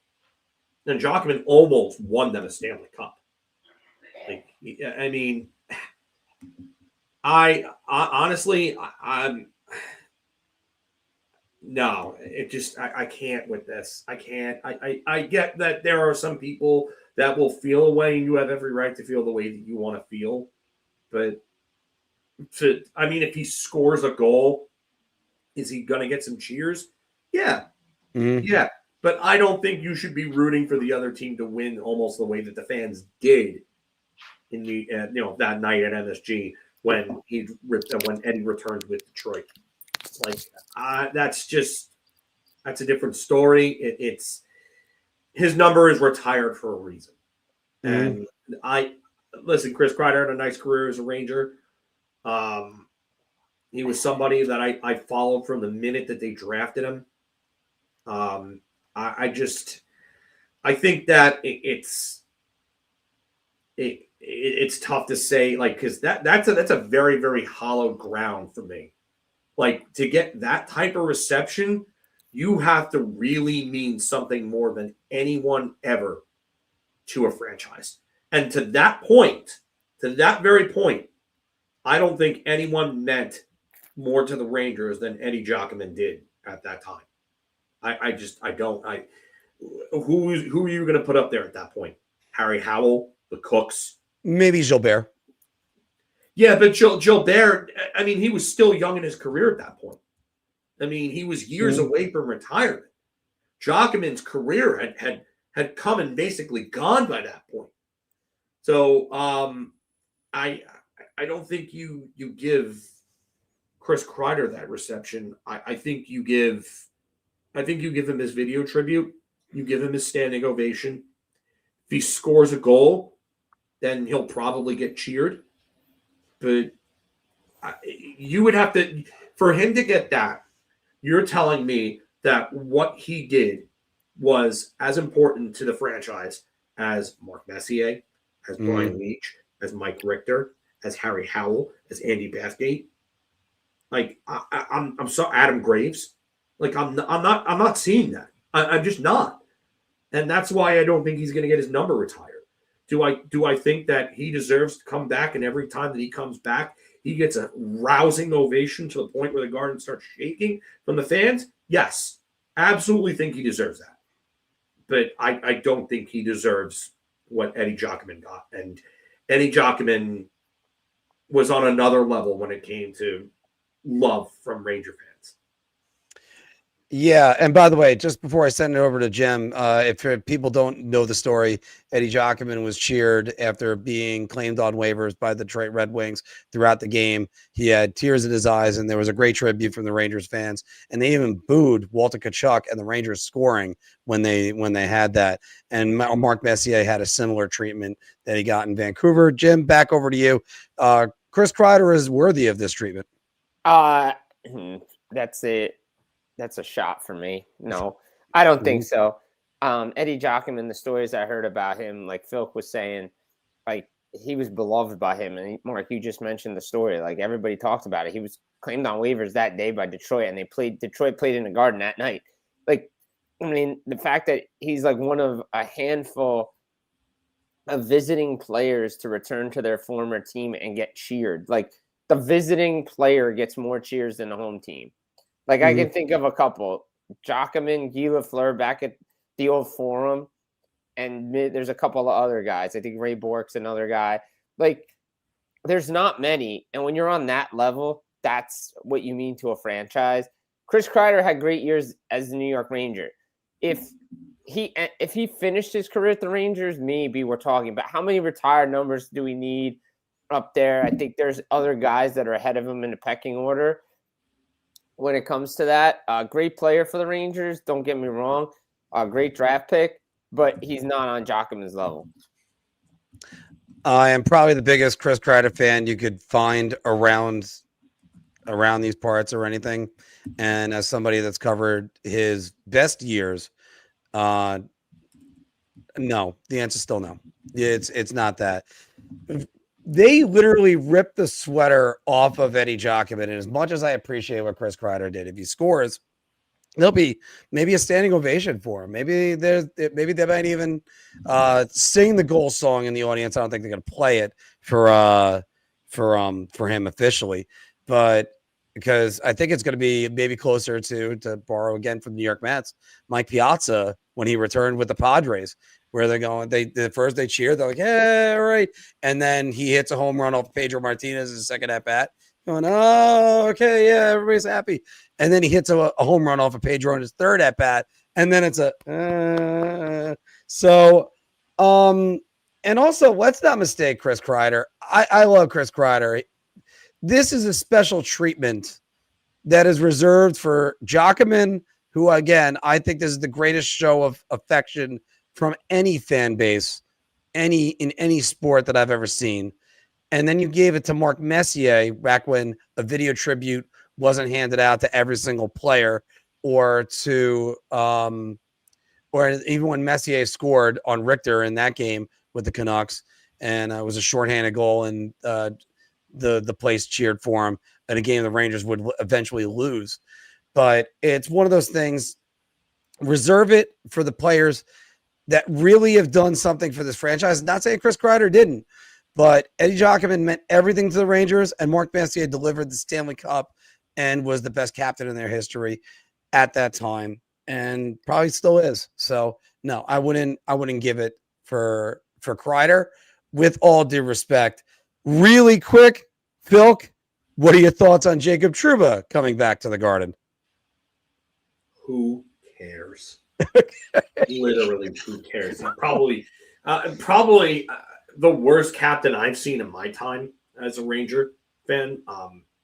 I know people will say, "Oh, well, Brian Leetch," and they missed the playoffs with Brian Leetch, and at least Brian Leetch conducted himself in a manner befitting of a captain.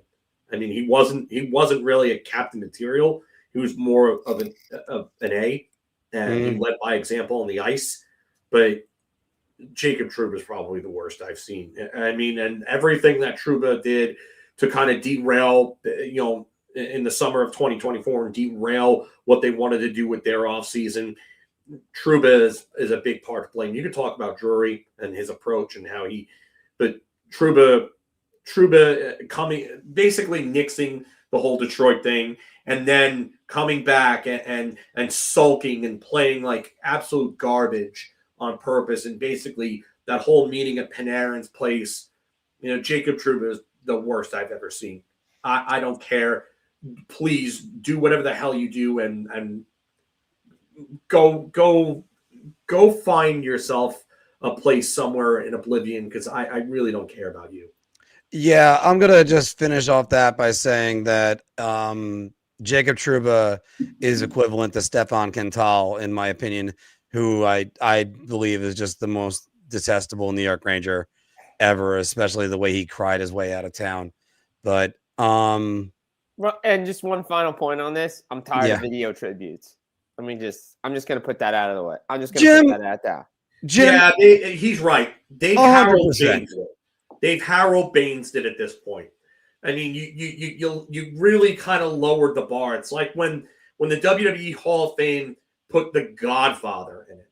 No offense to The Godfather, Charles Wright, who was a decent. Shout out Charles Wright. He's a good guy.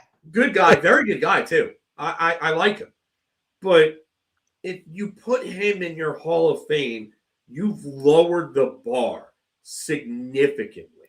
So now everyone, the guys that have been getting them, like Mark, I remember the joke you used to make was that, oh, well, everybody's going to cry when Colin Blackwell comes back. Yeah, when's his video tribute? Yeah, and you're right. And it's gotten to a point where everyone's getting them now. I think these need to be reserved for players like this, like Matt Zuccarello getting one. Okay. Yes. Zuccarello was a part of big moments in New York. That's okay. I'm okay with that.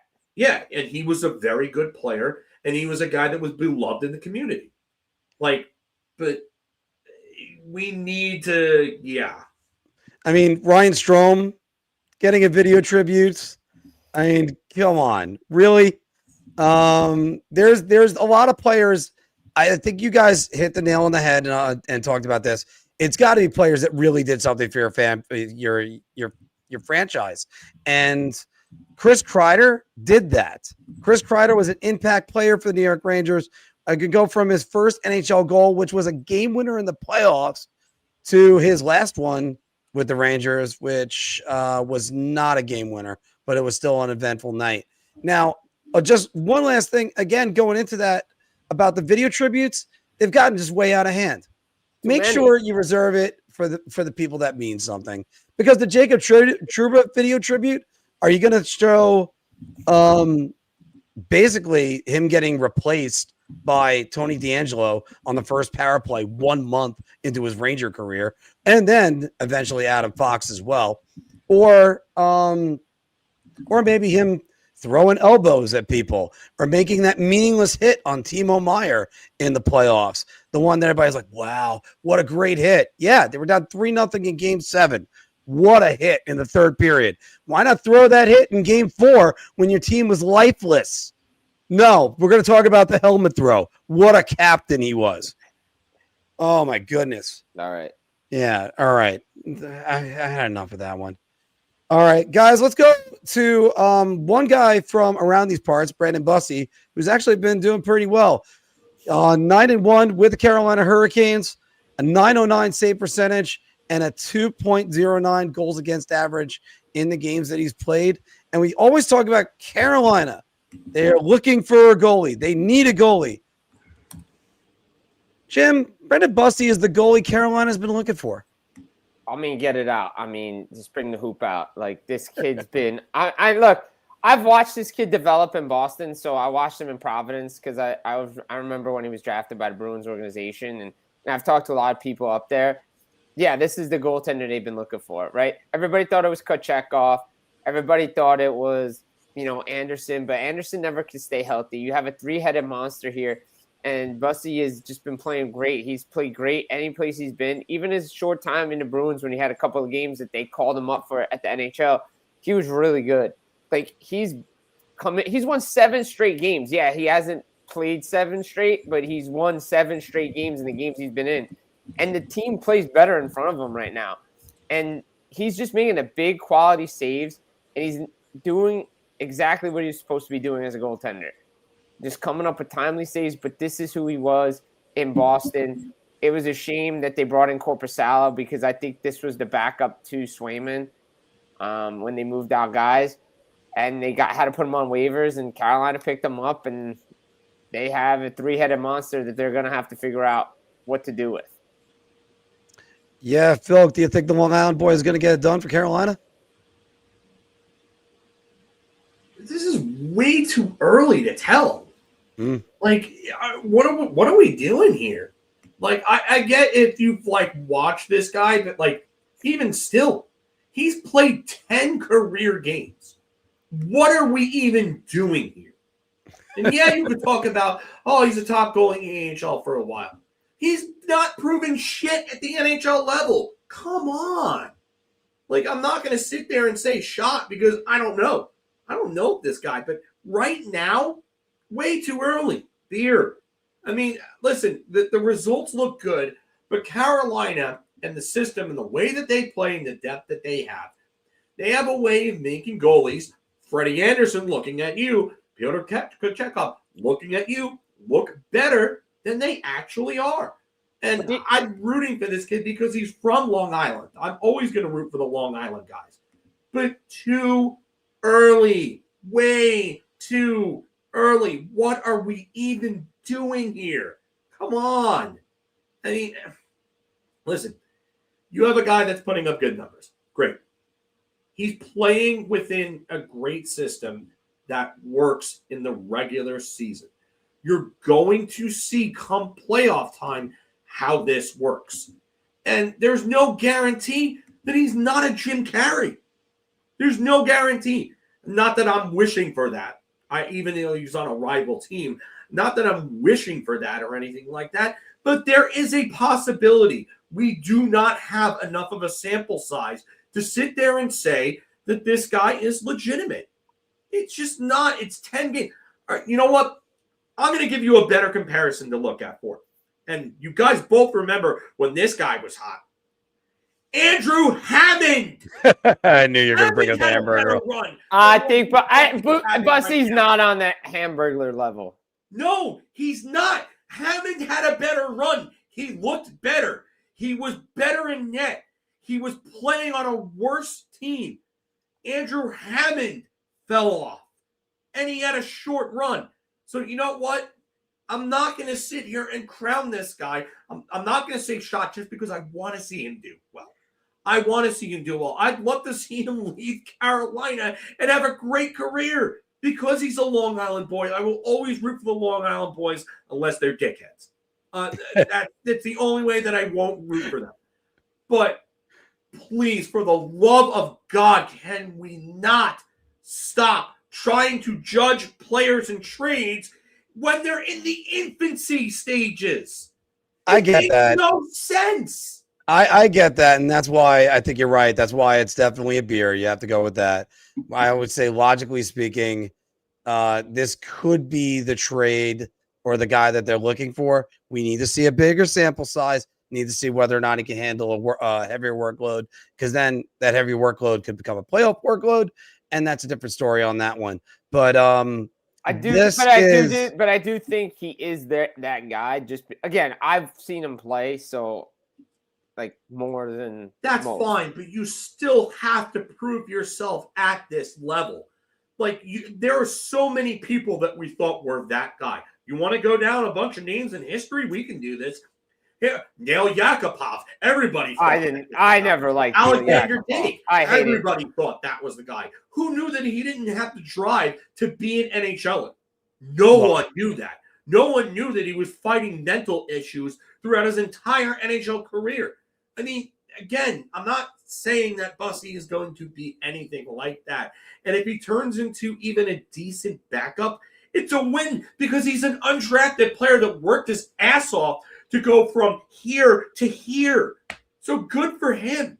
Good for him. But it is, again, way too early. You still have to prove yourself at this level. Well, we're going to see about that because, I mean, after all, we are saying the same thing when it comes to Jesper Wallstedt. Wallstedt was a first-round pick that had a lot of pedigree running with him. That even less pedigree than Alexander Dake had. He was Wallstedt had the pedigree because he also had the World Junior. Everybody saw what he did there. Yeah. And I think of it this way. Goalies don't get drafted in the first round often.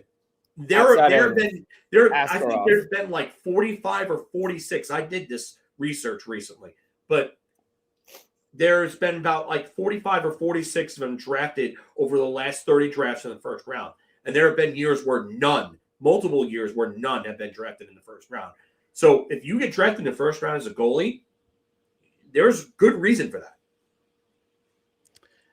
Well, let's move over to the Atlantic Division and let's spotlight a team. I know they're usually my target whenever I usually talk about a team, but it's the Ottawa Senators. They're 13-12-4. They got 30 points, 15th in the Eastern Conference. They're only 2-7, by the way, with Brady Tkachuk in the lineup. How is that even possible? But right now they're 5 points out of the playoff spot. Filk, Senators are going to be a seller at the trade deadline.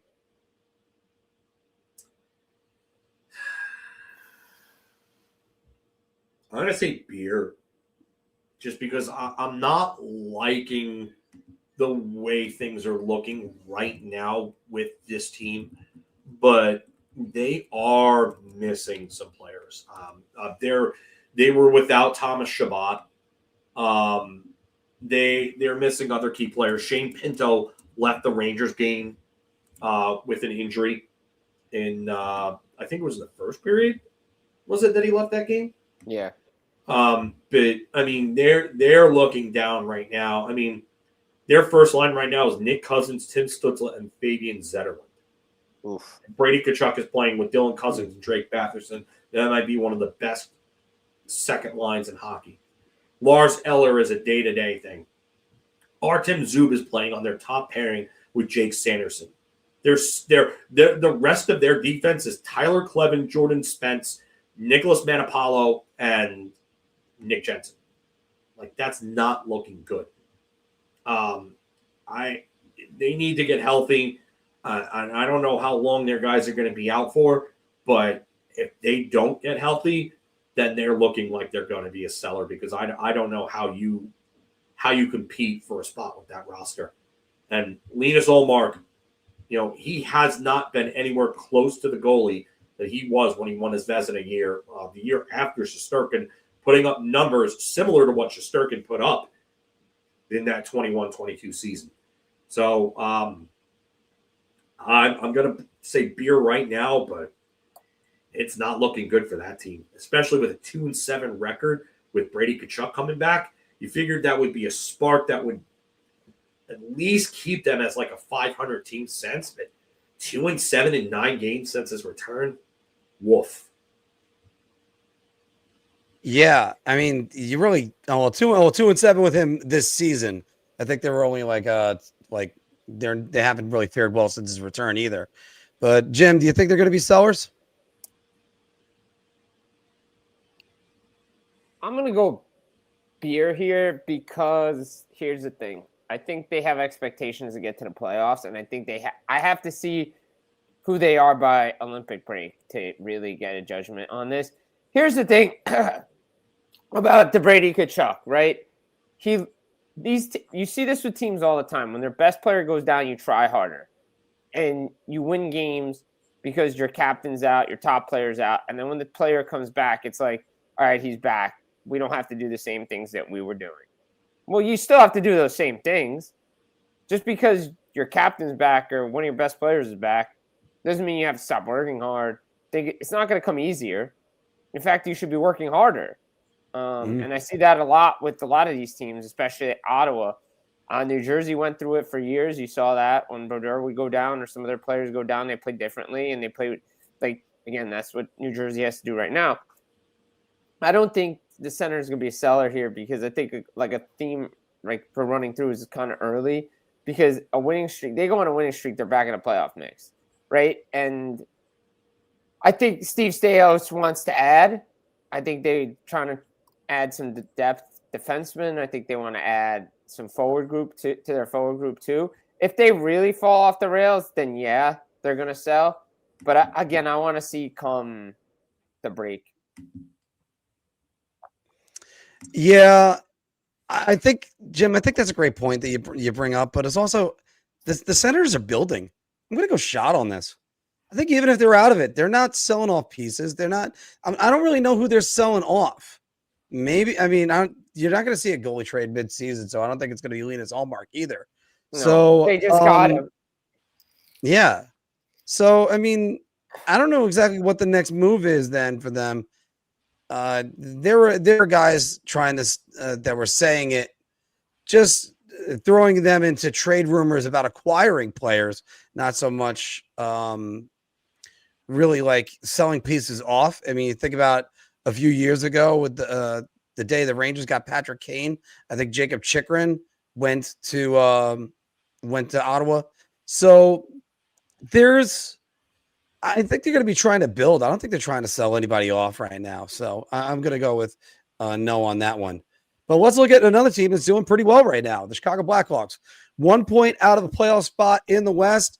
You got to love what Connor Bedard's been doing out there. But the team as a whole, I mean, let's be honest. You look at this roster, you're going beginning of the year, I don't think they're going to be that good. But they're 1 point out of the playoff spot, and they've been in a playoff spot for the last couple of weeks. So, Jim, we'll start with you on this one. The Blackhawks, Jeff Blashill, is the front runner for the Jack Adams Award. Wow. I really, excuse me. I really have high praise for Jeff Blashill.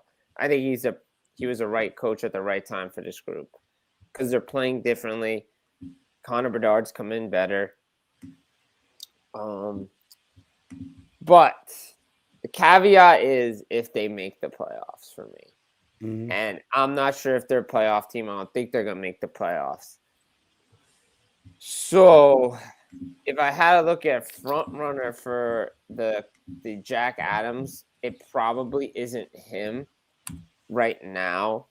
I'd have to, I think you're probably looking at a guy like Spencer Carberry down Washington, somebody else like that, like a player like that, maybe a Ryan Wolfsowski out in San Jose. I know Blashill will be in the conversation, but you also have to see, again, Glenn Gullifson's first year down in Dallas. If Dallas is continuing their stretch, he could get some votes, right? So I think he'll be a candidate. I don't know if he's a front runner. That's why I'll probably go beer on this. I have a lot of high praise for him. I like the coach. I think there was so much pressure on him in Detroit that I think he understands now. It's just about having fun and just doing his job. So I don't see him as the front runner for the Jack Adams Award. Filk, is he your front runner for the Jack Adams?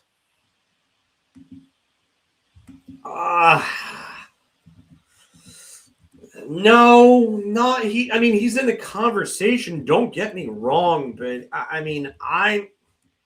got to look at what's going on right now with the Boston Bruins and Marco Sturm. Like that's somebody that I would keep my eye on.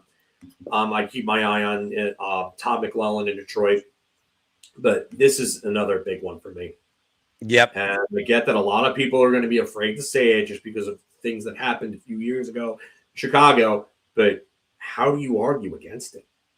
I mean, a lot of the times, at least historically speaking, from what we've seen over the last few years, a lot of the times that Jack Adams has been going to guys that have had major improvements in points from 1 year before to the year after. Carberry was the winner last year, and he won it because the improvement from the year before to the year after. He probably should have won it the first year. He probably should have.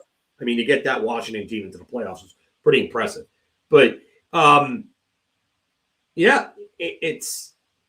think that's a name that's going to be out there. I think Quenneville's going to be there.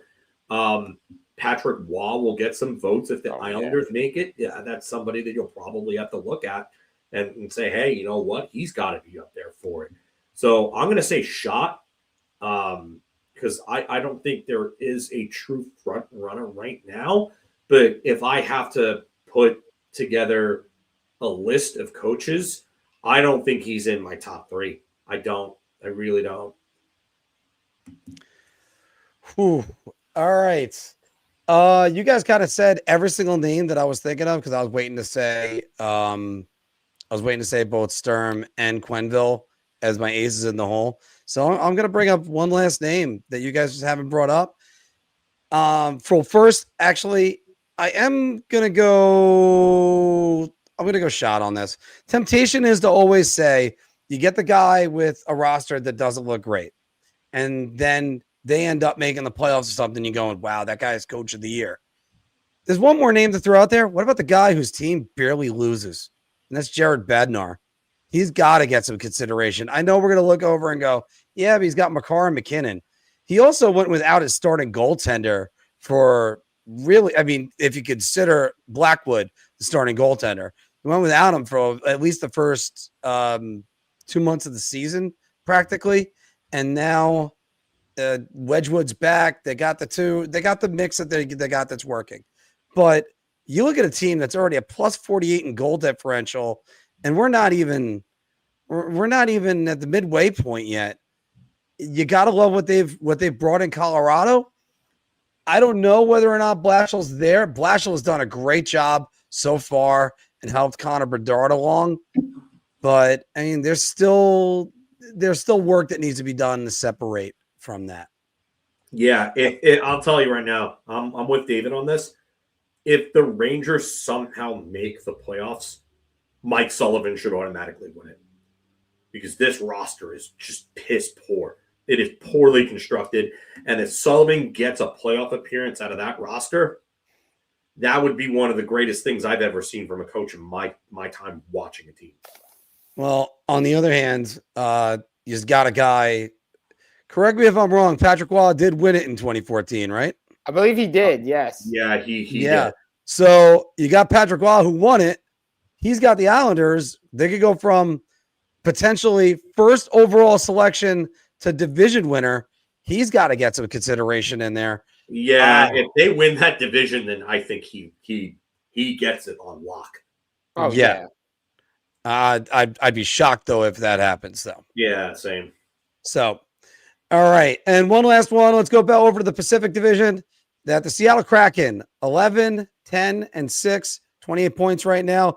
They were securely in second place, but they've fallen out of the top 3. You look at their history, only one playoff appearance in their franchise history. Filk, the Seattle Kraken need a major shakeup. I'm buying around on this. I think there's just way too much that has gone wrong with this team. And I'm not even going to talk about just the players themselves. I think it's time to move on from Ron Francis. I do. And I like Ron Francis. I wish the best for him. Incredible player, class act. One of the more underrated players in the history of the game. But there's just too much going wrong with this roster. It's poorly constructed. When Jordan Eberle is a 35-year-old leading scorer of your team, leads with 9 goals and 17 points, it doesn't look good. Matty Beniers has regressed. Jaden Schwartz is 33 going on 34. Brandon Montour is that contract has not done. It's not been good so far. Vince Dunn, they re-signed him after a big year. He hasn't looked anywhere close to that. Chandler Stevenson has not looked like the second line center they signed him to be. Ellie Tolvanen hasn't developed. He hasn't progressed. Shane Wright hasn't progressed. For a guy that was supposed to be the number 1 overall pick in his draft, I mean, his stock has fallen greatly. Mason Marchand has not looked good there. They've assembled a bunch of middling players that have not looked good. I think that it's not just the players that need to be shaken up. I think they need to make a big trade. And I don't know if I trust Francis anymore to make those big deals. Like, I like what Berkeley Catton could be, but what else is there in their system that really pops out at you and says that they're going to be this great team going forward? I don't see it. The options in net aren't all that great. No offense to Joey Daccord, who I think is a decent goaltender, but if I have to list starting goaltenders, I don't think Joey Daccord is outside of the bottom 10 of the starters in the league. So I don't see it with them. I think new leadership is needed. They haven't come close to the playoffs since that one appearance 3 years back. It's time for a change there. It really is. Like, he was a nice option for them to bring in to kind of like usher them into the NHL, but I just don't think that he's the guy going forward. Jim, what do you think? Yeah. Round for me. I've been saying this. I brought up the question to Rob Simpson last year at the end of the year when it came to Ron Francis in Seattle. He was on my podcast. We talked about it. Simmer's a good guy. I asked, do you have to ask a question about your general manager? Because he had an option, right? He had signed a 5-year deal in Carolina. They let him go after 4. They have 1 playoff appearance. They're drafting. While been good, we haven't seen all the players come in yet. Questionable contracts, and I never liked the deals for Montour and Stevenson in Seattle. They were free agents at the time, but I didn't like those deals too much. 3 of those players who overachieved. Montour is a good defenseman, but Stevenson is not a number 2 center in this league. I didn't like it. I never liked how they handled their expansion draft. There were too many players available for them to make this team very competitive from the start, and they didn't do it. Very, very poor mismanagement of the roster. Again, 2023, what are we doing after we make the playoffs with guys that can score? We don't qualify Morgan Geekie. And the kid's on pace for 30-something goals this year, if not more. I never understood that. I didn't like that decision. I always thought it was a bad decision. I think Lane Lambert's a good coach, but the roster is just not good enough to win. They need to shake something up here because I do expect a lot of guys that are free agents, pending free agents this year to be on the trade market. I know Jamie Alexiak's name continues to be out there as a player that's definitely going to get moved. What are they going to do with Eberle? I think he's due for a new extension soon. They have a bunch of guys that are due for extensions. So what are they going to do with those players? Like, are they going to trade them? Who are they going to keep? Like, they have guys that they could move and just start something because this mix is not working in Seattle. It's kind of funny because you know what? You brought up Geekie, and I can't help but say like this, that the leading scorer of Seattle is Jordan Eberle. He has 17 points. Morgan Geekie has 22 goals. Yeah. He would have been the leader on Seattle with just the goals that are scored. Right. I mean, that's need goal amazing. Scoring. Okay, so real quick, these plus Jared McCann's name's out here. So Jaden Swartz, free agent. Eberle's a free agent. Marchand, who they traded from Dallas, free agent. Tolvanen, free agent. And Alexiak, free agent. Those are all your guys, plus Matt Murray, the goalie, but he's hurt right now. There's a couple guys that are hurt, but again, you have players that teams are probably going to want. And I know McCann's definitely one. And yeah, like I said, Eberle's there too. So they have a bunch of players older players that could be moving, and I know for a fact at least one or two of them are going to be traded. Yeah, because you got to want. But what's the direction of this team? I mean, they have to find one. They don't have one.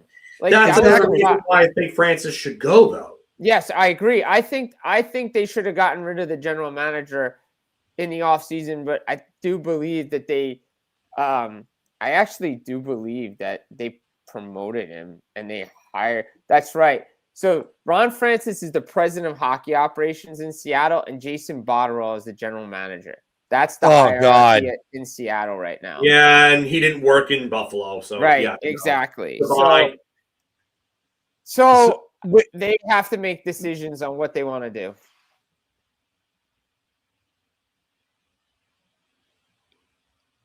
Uh-oh. Lost. Okay, there you got you, Jim. All right.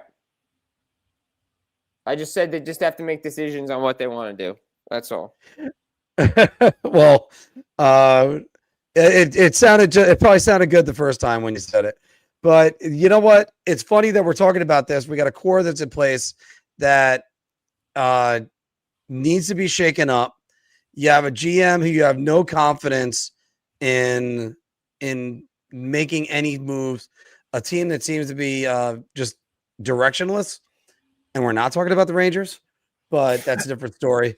I got to go round on this one. I never said it, but again, it's that Francis, you need to figure out what this team is going to be. I don't think he's the guy to lead it. And he's been a great assist man. He was a great number 2 center. I don't think he's a number 1 center. And I don't think he's a number 1 executive. So that's the only way to catalog that. All right, guys, that's the end of Big Apple Hockey's Bar Talk, everybody. Thank you very much for joining us on that right now. Let's go to our next segment, which is the Big Apple Hockey Pick Ems. I've got a gut feeling. You want me to do 2 things? Yeah, well, that's just like your opinion, man. Now shoot! And welcome back, everybody, to Big Apple Hockey's Pick'em segment, where we're going to give you some choices. Got to pick one. Can't just go with the middle ground here. So let's start with you, Jim, and let's go with our first one. Which Tkachuk brother is under more pressure to help their struggling team right now, Matthew or Brady? Brady.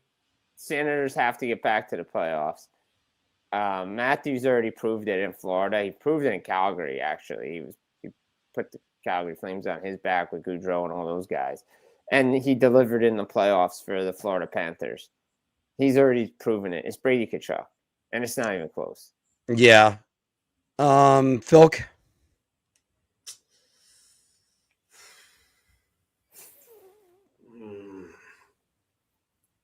This one's tough for me because, like Jim said, Brady, they're trying to get back to the playoffs, but, the Panthers, they're on the verge of trying to do something that hasn't been done since the 80s.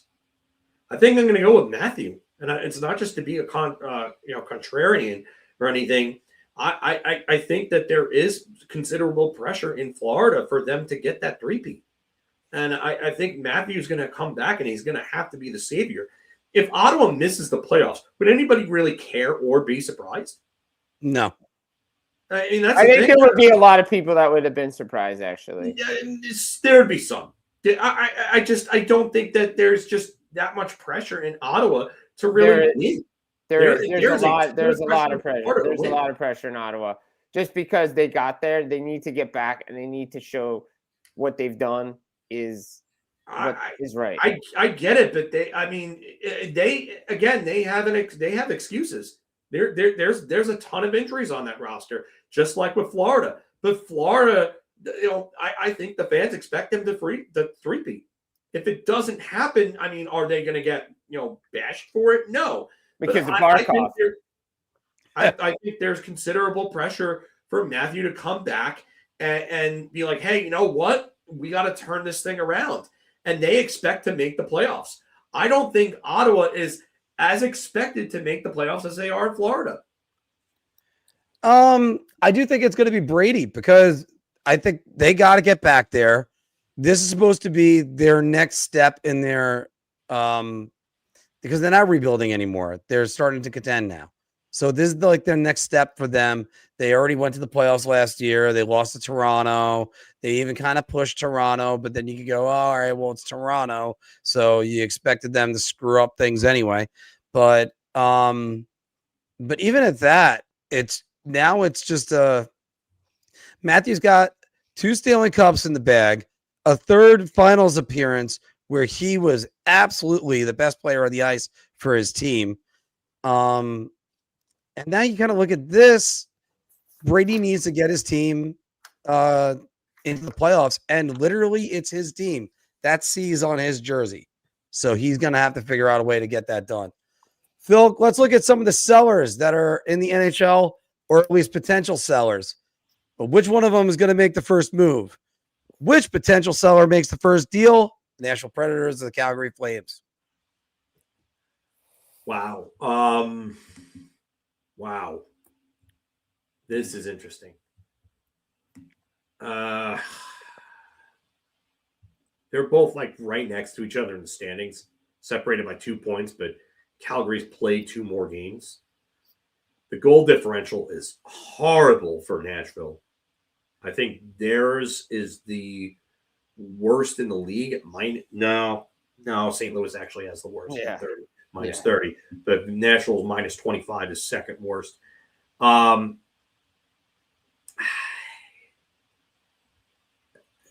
going to go Nashville just because I think that they're this close to a full-scale teardown. If they could move Stamkos and maybe March or so, I don't think Forsberg will go anywhere. And if he does, I think it's an off-season thing. But if they could find a way to deal Stamkos and deal March or so, and maybe even Brady Shea, I think they would do so right now. I think they would, because I think this team, I think they understand there that what they're doing is just not going to work. And when you have core players that are all aging on the other side of 30, it's time to make a move. So I think Nazem Kadri is like the big piece that I think that teams will want, because he may end up being the best center available. But I do think that Nashville might end up making the first big deal, just because I think there's an understanding there that they need to get rid of those guys. And even Ryan O'Reilly is another name that I think is going to – there's going to be a lot of interest in Ryan O'Reilly. I really do think there is. I think the asking price on him might be a little absurd, but again, negotiations are a talk down. And that's you usually aim high, you end up meeting somewhere in the middle. So I think O'Reilly can end up being the first big piece move between these two teams. Although I do think Nazem Kadri is the one piece that when I look at and I say, hey, he might be the best center available out of anybody on the market. Jim, what do you think? Who's going to make the first move? Man, it's so tough because Phil makes great points. I think if I had to look at it, I think there's also a guy, Rasmus Anderson's the defenseman out of Calgary that everybody's talking about too, that could be on the move as well. I get Barry Trotz's asking price just because of what he said. He's like, yeah, I want to get value for my guys, especially that have no move clause, no trade clauses. But I do think O'Reilly's probably the first guy that probably starts this domino in Nashville, just because the center market's so thin, somebody will overpay and give Barry Trotz his asking price for what he wants for a guy that, even though he doesn't have no trade clause, they're treating it like he does. Same with Stamkos has some, and obviously Marchand, so they all have that. Anderson is tricky because it depends on situations. Like if Tyler Seguin's done for the year in Dallas, they're definitely going to go get him. Like they're going to try to go get Anderson and try to figure out something else as well because of the money to make it work.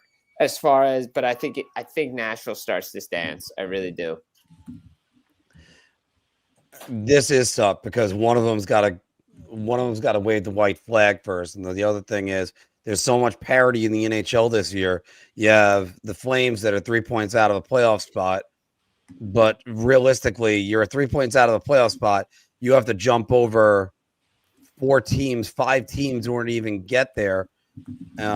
6 if you include Utah that's in there. I have more faith in Utah. And a matter of fact, I still think there's a potential coaching change coming for them. But you might want to go, there's also 3 points, and then they were in the bottom of the NHL with the Vancouver Canucks. So it's a little bit tough. I am going to go Calgary. I think they're going to make the decision on Rasmus Andersson sooner than later, and maybe even try to get more playing time for some of their young guys. Maybe like get Zane Parekh more playing time right away. You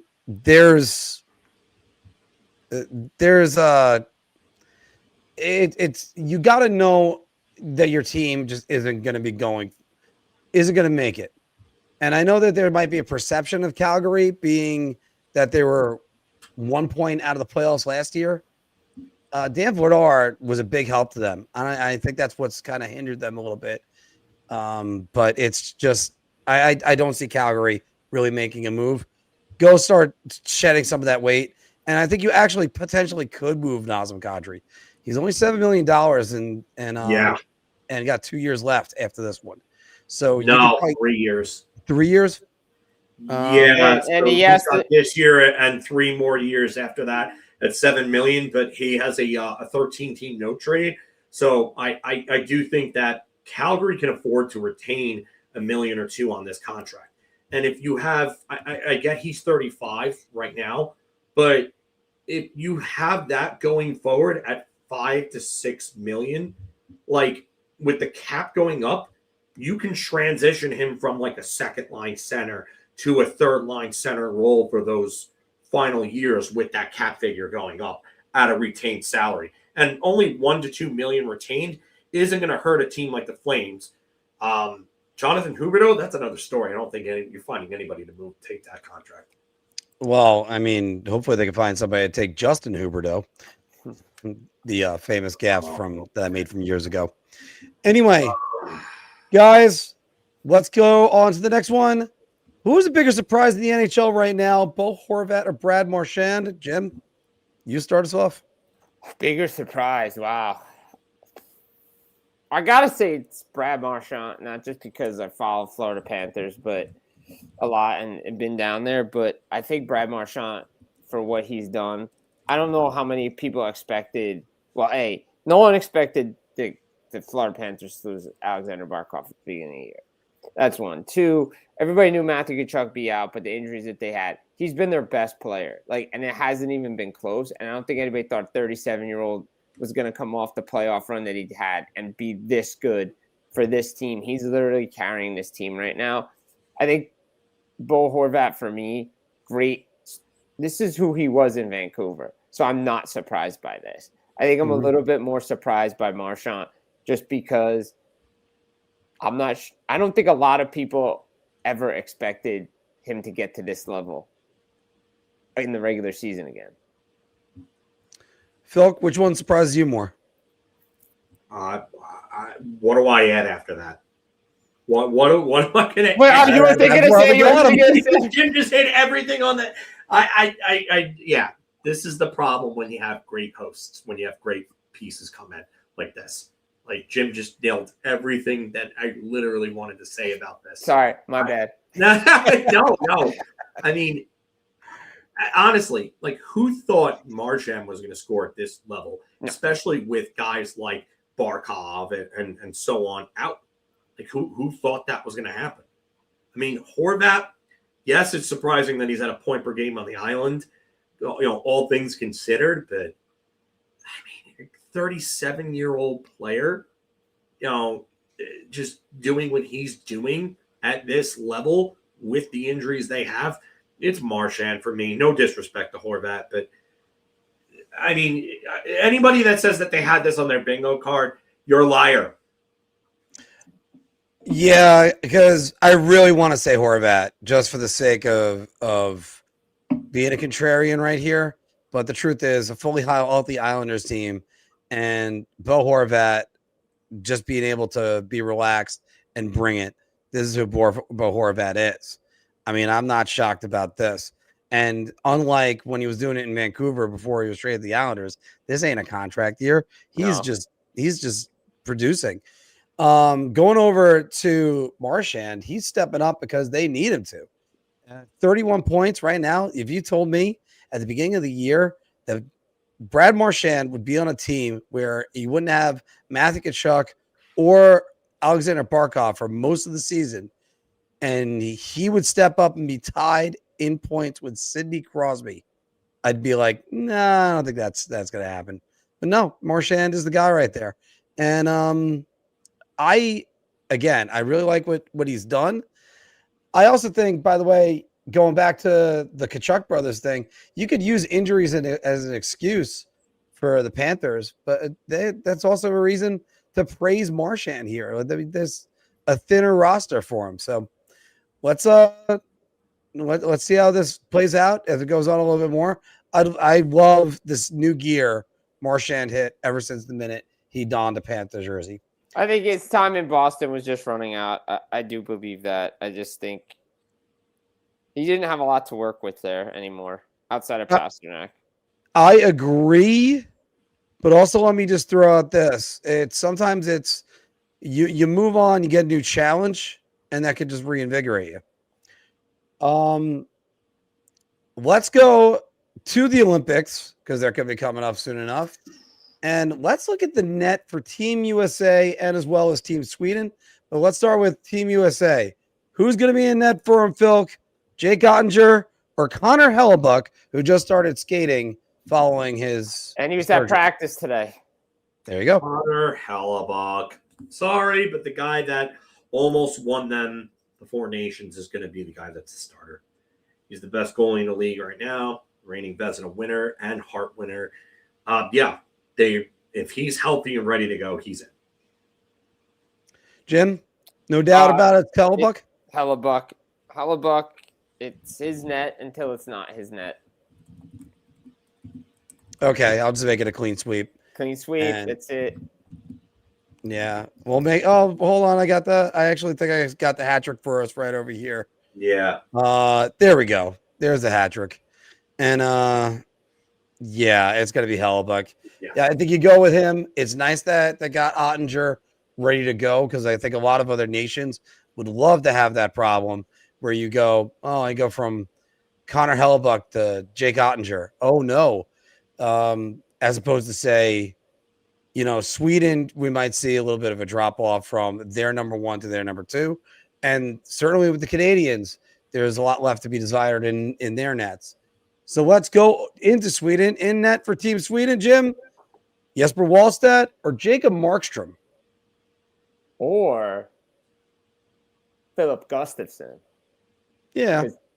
I think, me personally, if I'm Sweden, I'm going with Wallstedt because I want to see if he can do it there. I know what he's done at the World Junior level. I know what he's done for Team Sweden at the World Championships he's played.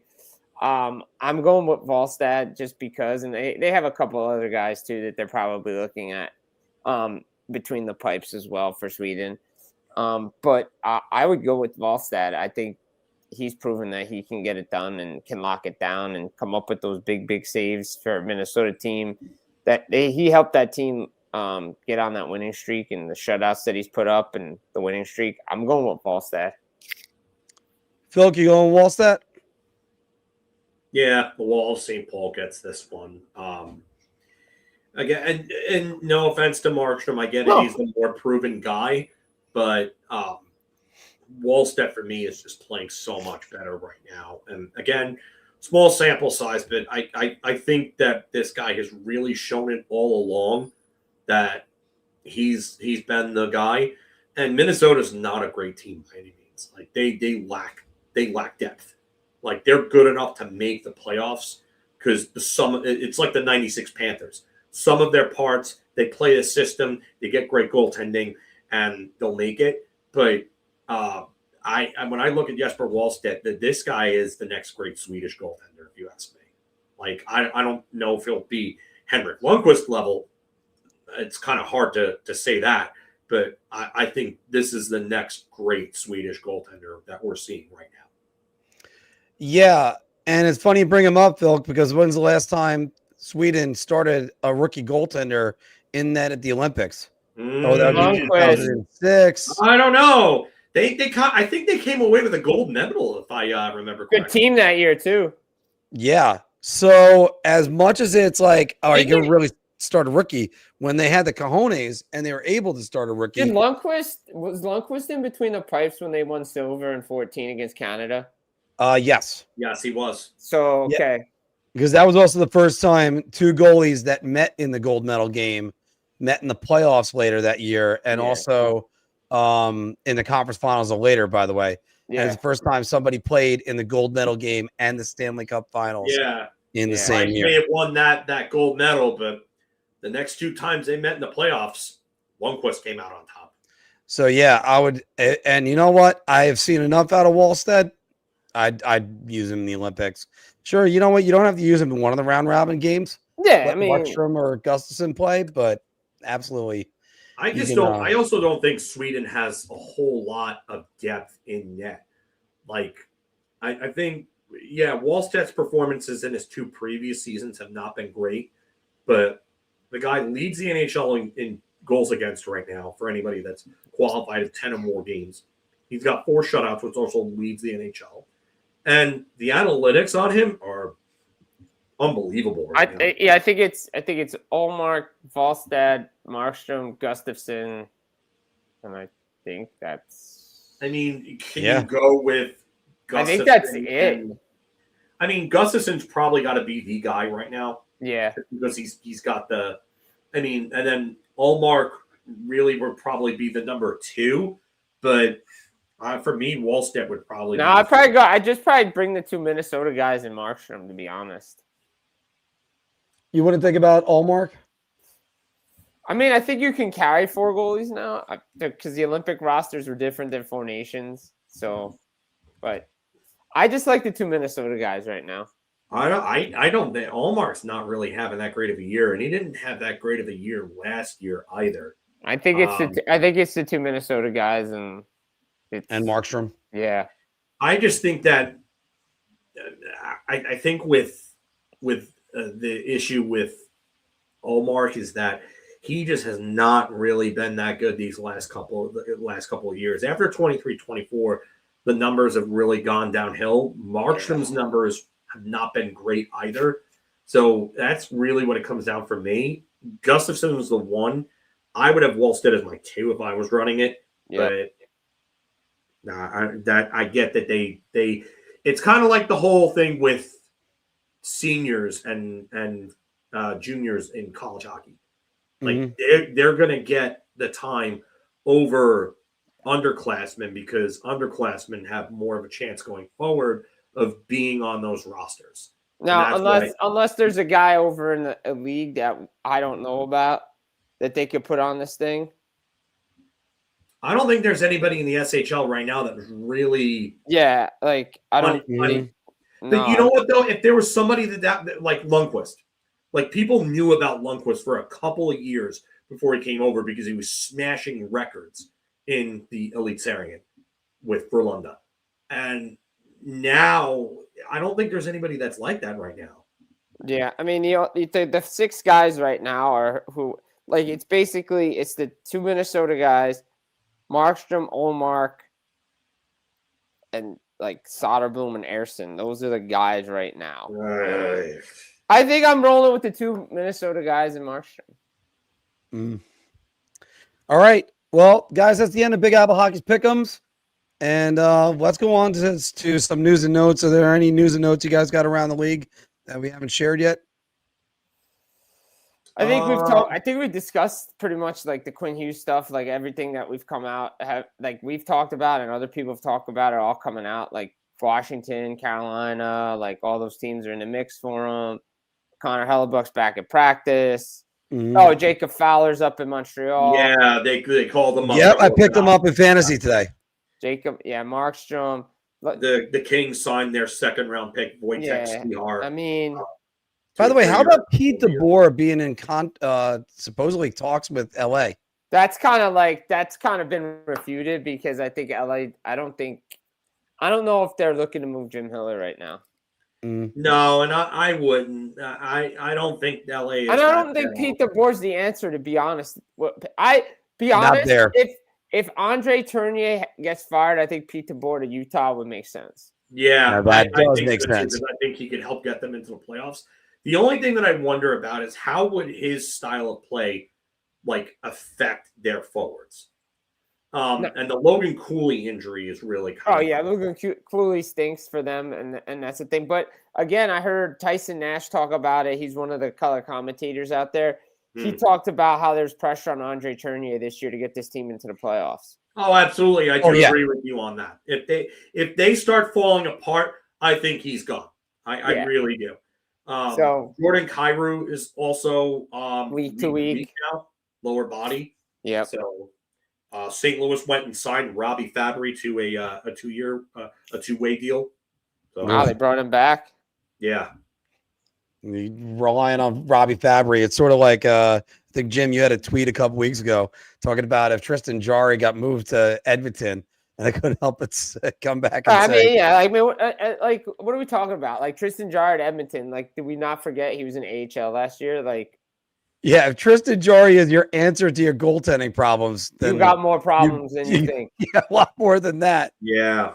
Jim, you want to stick around? Dylan Dubé as well. We talked about that in our group chat before we went. Dubé. Yeah, Dubé's getting a. That's going to be an interesting one. That'll be, with everything that happened, how well that's going to go over in St. Louis. I mean, look, I'll be honest. I'm going to say one thing about this situation. It's been crickets since Carter Hart played for the Vegas Golden Knights. I thought it would be a lot louder than it's been. I think a lot of it has not died down, but it's just like, okay, let's play hockey. And then I think one advantage of that, Jim, is because of the layoff that he had. Yeah. He had to go to the AHL for a while. So, and now it's, I think their injury situation that even in the most staunch or ardent fan that has a problem with it, they might kind of button their lip a little bit on it because they need goaltending help. I mean, and that's my take right there, that the silence from Carter Hart from when they signed him to him starting to play. I mean, that's what helped that situation. Look, we all have our personal thoughts on this. No need to get into that too much right now. But Jim, are you able to stick around for a couple quick games? I cannot. I have some things I have to do this afternoon. So, but I wanted to stay on as long as possible for you guys today. Since it was my no, it's all good. It's all good. We might have an early show right now. Actually, we already had an early show because it started at 12:30. But we'd love for one time if you could stay on to play the game of Obscurities. That I don't know if you've seen us play it, but it's where we'll name just obscure. We'll name obscure NHL players. We then have to figure out what teams they played on. So okay, well, we'll figure that one out at another time. Yeah, no problem. Jim, again, thanks very much for joining us, and we'll see you later. Always a pleasure, guys. Take care. Take it easy. All right. So we got Puckdoku to play right now, and always great having Jim on. It's fantastic having him on this year, and now we got him on full time. So Filk, we have on our top row the New Jersey Devils, the Philadelphia Flyers, and the Ottawa Senators. And the Y-axis, you have the Colorado Avalanche, the Edmonton Oilers, and drafted in the first round. Filk, what square should we start with? I almost feel like doing this one. Didn't Dean McCammon play for both teams? He played for, I think, all the teams in that top row, including Colorado. Yeah. I think I know he was a Senator for a little bit. I could remember Fire for a bit. He was definitely an Avalanche, and I think he was a Devil. Yeah, he was a Devil, 62 games. And he was an Oiler, too. So you could use him on any one of those first top two rows in any one of those spots. Okay. So but first, let's hold off on him. Let's see here. Who we got? Jody Hull never played for Edmonton, right? I know he was a Flyer and a Senator. That's a good question. Jody No, Hull. he never played for Joe. Yeah, he was a Flyer and a Senator. Those were his two last teams. I know he played for the Rangers in the Yeah, he never played for Edmonton. No, he never played for Edmonton. Brad Marsh played for Ottawa, and I know he played for Philadelphia, but I don't think he played for New Jersey or no, he never played for Edmonton. He played for Well, one guy I would mention for Flyers and Avalanche would be a guy that both of us regretted that was in the Rangers franchise and organization and then moved on. But that was Ian LaPerriere. I think that would be too much of a okay. Yeah, because I think that's going to be like a 3 or 4% or something like that. All right, I'm going to start the timer to get to 5 minutes for us. That way we're not milking this one all too much. Andrei Kovalenko played for Edmonton and Colorado, but I don't think he played. Did he play for? No, he didn't play for Ottawa. He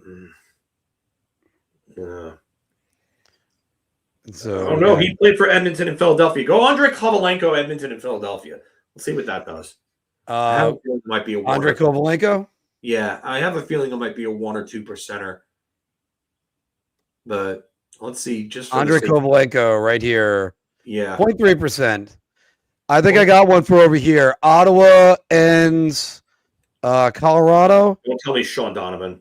Actually, no. I was going to go with Eric Lacroix. Okay, you could do that. Yeah. Because Sean Donovan played for both of them. I know that for a fact. Yeah. I thought about Sean Donovan as well, but Sean Donovan might go right over here with New Jersey and I think he might have played for because no, Sean Donovan. Oh no, I'm thinking of Jeff Friesen. No, Jeff Friesen played for both of those. Sean Podane played for both at Philadelphia and Colorado, but I think he might be more than a 1%er. I think he might be maybe Claude Lapointe there. You know what? I love Claude Lapointe. I don't even think about it. Let's go with him. Maybe Claude Lapointe there. Claude Lapointe, 0.4%. Shout out to Dana Arion, his the former landlord for them when he played for the Islanders. Friends of the channel. So then, would you use Dean McCammond over here? You could use McCammond for, like I said, any of those spots. All right, so we're going to go with Colorado and New Jersey. Crossing our fingers. 0.8%. All right. So let's keep going. We got 5 more. We got the Oilers and Devils. Ottawa and the Oilers, and then a first-round draft pick of the Devils, Flyers, and the Oilers. Philk, go ahead. Where do you want to start on that? No, it's the Devils, Flyers, and the Senators. And the Senators.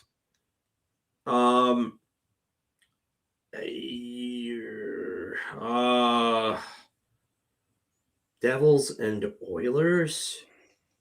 That's an interesting one. I had a guy for this, and it's not Steve Stais, because obviously he's the GM.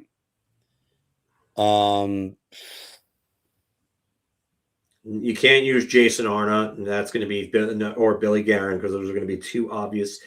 Would Billy Guerin played for Ottawa, or are you thinking about New Jersey? No, I'm talking about New Jersey and Edmonton. Okay, yeah, because you're on Edmonton and Ottawa right now. Yeah, so let's get it off for that. We could also do first-round draft picks of these guys as well, which I think actually I might have one for. I thought Igor Kravchuk had played for New Jersey, but I forgot he never did. Oh no, he wasn't. Dave Manson never played for Jersey. Nope. I've got one for Edmonton and No, sorry, Ottawa and Colorado. No, no, you already. Yeah, we already got Eric Lacroix over there. I was gonna say you could have used Francois Leroux, but All right, so we got. Let's check in with the chat, see which ones you guys are going with. Bob Beers, State of Survival, saying for New Jersey, for Edmonton and Ottawa. Yeah, you could probably use him there. Did Greg Hawker? Did he play for New Jersey? And you got Matt Pumple, who David's saying right there. Matt Pumple. I don't think he played for Edmonton. No, he didn't play for Edmonton. Matt Pumple, the oddest hat trick in Rangers history. No, Matt Pumple. He's talking about a first-round pick. You know what? Use him for the first-round pick. Yeah? Yeah, use him for a first-round pick. All right, we're going to go for the first-round pick, Matt Pumple, the strangest Rangers hat trick of all time. 0.7% on Matt Pumple. Good one, Dave. All right, so although we do have Tony Herkic is another one on there. I don't. Yeah, he was. No, he wasn't a first-round pick, and he. I know State of Survival saying Adam Graves for the first round, and there goes our alarm clock right there. So we're now over time on this. Yeah, but Adam Graves wasn't a Jersey first-round pick. Yeah, he was, and he never officially played in Jersey. Those other franchise, he didn't play for those franchises. Yeah, and I think that the pick has to be from. Well, let's get that. It has to be. Player must have been drafted and selected by the team. Yeah, no. And play an NHL game to count. So you can't just have a guy. You got to be selected by the team, even if, like, for instance, Pavel Brendel is one guy who never played a game for the New York Rangers, but he ended up playing in the NHL. Yeah, no. So you gotta have a guy that played an NHL game. Again, Sharaponov would not count in this situation. I don't think Jeff Wojcicka would count towards that, David, because he didn't play for Philadelphia. But did he play at all? Because that's what you're saying. Play, but he didn't play for Philadelphia. I actually do think that would count, Filk, because it says he must be drafted by selected team and play an NHL game to count. Okay, you can try it. Well, how do I spell it? It's Jeff what? Woy. Wicca right here? Yeah. 0.5%. Okay, so that does count towards that then. All right. How about this one? It's a little bit recent. Stefan Matteau. Yeah, you could do that. That's a good one. His son, yes. Yeah, it's his son. Yeah, and it's STFAN. Unlike you're gonna need to remind me about that. Matteau was 2 T's? Yes. All right, I'm messing up. Mattaeu. Come on, Mark. Okay, one more time. Spell it for me. Mattaeau. All right, I kept putting the T in there. All right, Stefan is the bottom one. There you go. Oh, 1%er. I don't like those straight numbers. Okay, so we got to get a Jersey guy and it played for Edmonton and an Ottawa Senator as well. Alexander Samak never played for Edmonton, right? No, he was Jersey and then went to Tampa, the Islanders, and Vancouver. Zdeno Seeger never played for Jersey, right? You know what? He might have actually. I think that was maybe. By the way, Zdeno Seeger played for Jersey is where he started. Yeah. Use Seeger. See what happens with that one. I like that one. That's more of an obscure one. Zdeno Seeger, 2%. Oh, what an ugly number. We got a 3. Okay, so Edmonton and Ottawa. Randy Cunneyworth never played for Edmonton. No. And I don't think Mark Lamb. I think Mark Lamb might have played for Edmonton, actually, now that I think about it. I remember him with Winnipeg. But Edmonton Oilers. Yeah, Mark Lamb. Yeah, we'll go Mark Lamb then. Yeah, go Mark Lamb. Okay, so we got Mark Lamb. And 4%. All right, let's see where we went wrong. Mark Lamb was a 1%er. So let's get all the way down to the guys that were below him. František Musil, that was a guy I should have remembered. Pat Balloon. I actually forgot he played for Edmonton. Oh, that's a good one. Greg DeVries. There's one. Josh Brown was lower than him. Greg DeVries. Yeah, he went to Ottawa at the 04 deadline. Bobby Dallas, Sergei Zoltak, Troy Millette. Wow, I forgot Bobby Dallas was an Oiler. Yeah, I remember him with Anaheim and St. Louis. Also, the Whalers, Bobby Dallas. But Pittsburgh. All right, Pittsburgh earlier on.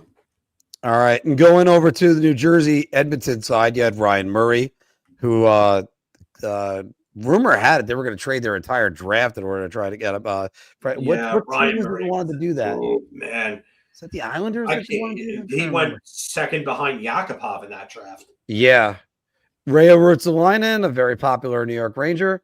Jan Denis, one of Anthony's popular choices. Yes. Of course, Dean McCammon, who we could have mentioned. But we used in the first That's slot. why I kept telling you to hold off on Dean McCammon, but you didn't listen. Well, I thought, and by the way, he's still under 1%. However, this is where we made the mistake. How we not use friend of the show, Jimmy Dowd? So, yep, that was a bit of a mistake on our parts. It's funny because he could have been used for anywhere in the top 2 rows, I think. And a first-round Devils draft pick. We went with Stefan Matteau. We could have gone with Candanico, Peter Sikora, Bill Guerin. Bill Guerin and Peter Sikora are under 1%ers. Ty Smith being in there. Jeez. I mean, John McClain. Barry Beck. Now, that's a new one. I always remember Barry Beck because he came to the Rangers from but he was Colorado, the first-round pick of the Colorado Rockies. Yeah. So, all right. So, basically, not to be drafted by the Devils, it just had to be a first-round pick that played for the Devils. Is that right? No, it could be a first-round pick of the team as long as they played a game anywhere in the NHL. Okay. So, all right. That's where we're on that one.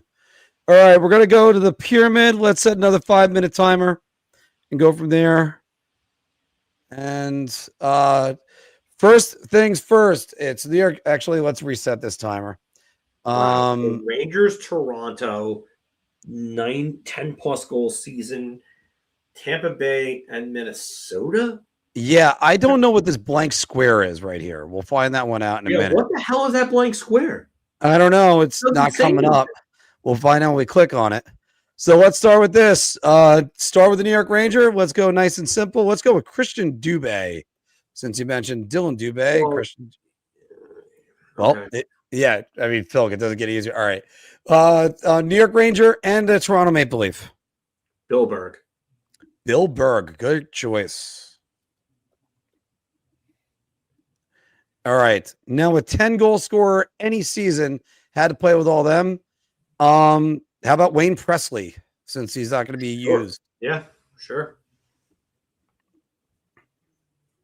Because I don't think he ever played for Tampa Bay. Okay, so trying to figure out who they're directing us to. But now you got a 10-goal season, a Ranger, a Maple Leaf, and a member of the Lightning. Huh. Oh, man, this is tough. That is a good one.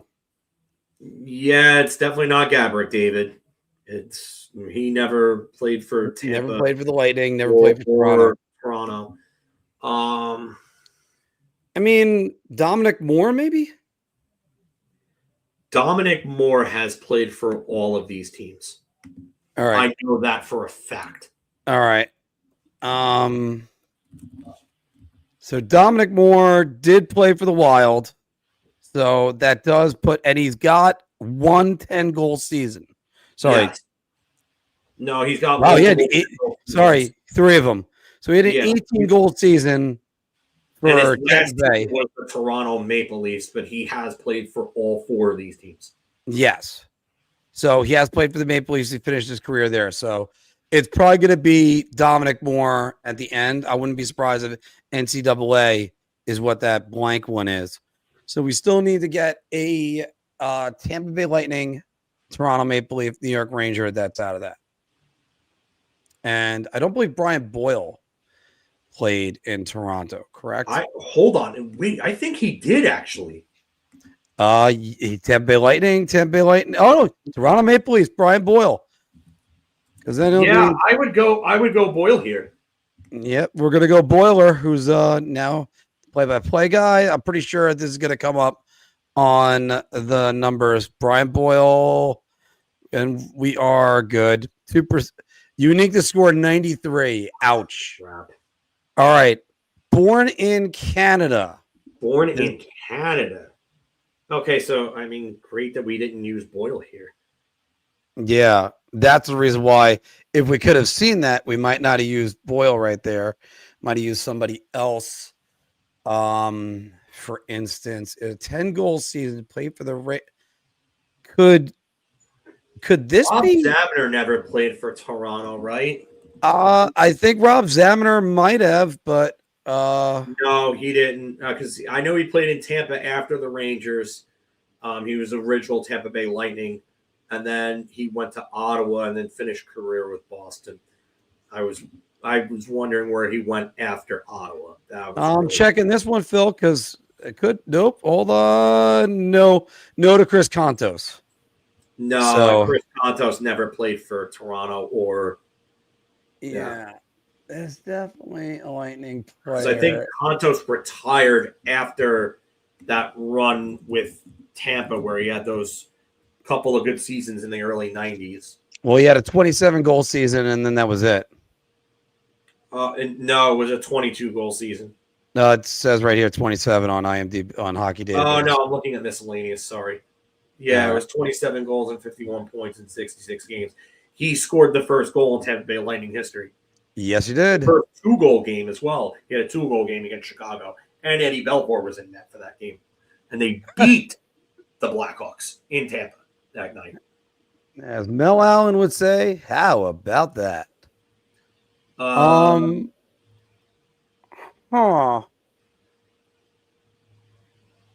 thought of a guy, but he never played for Toronto. I thought about Roman Hamrlik.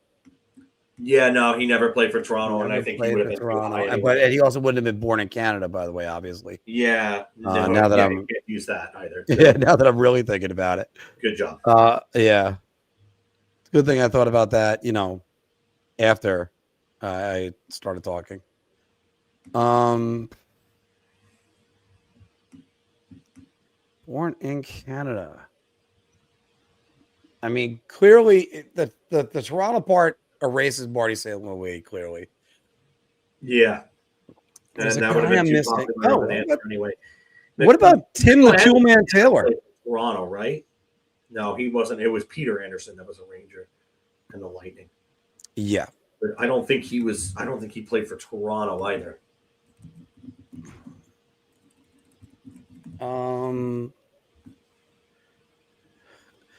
I'll check and see if he got there. I was gonna say Corey Cross. There's no chance he got the 10 goals, right? Corey Cross, I think, might have had a 10-goal season, and yes, he would fit there. Yeah, he got the 7. That's about the best he got. Damn, that was a good one. That would have been a good one. That never played in Tampa. I mean, Ryan McDonough's got a 10-goal season, but he never played at Toronto. Same thing with Dan Girardi. Anton Strawman, I don't believe he ever made it to.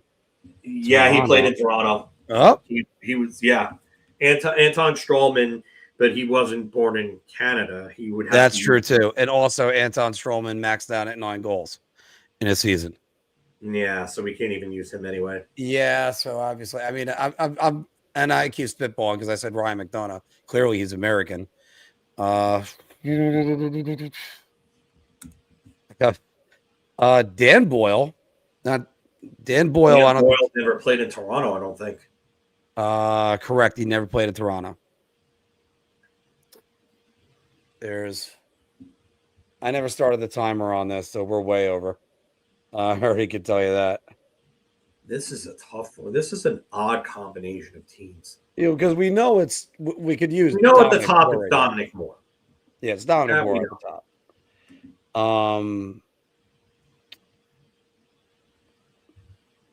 I thought about using Glenn Healy at one point. No, he never. I don't think he ever played for Toronto or Tampa. And he never played for Minnesota. He was retired by the time Minnesota entered the league. Oh, wait, who's this? Glenn Healy. No, Glenn Healy played for Toronto right after the Rangers. Yeah, but he never played for Tampa. No, he never played for Tampa, no.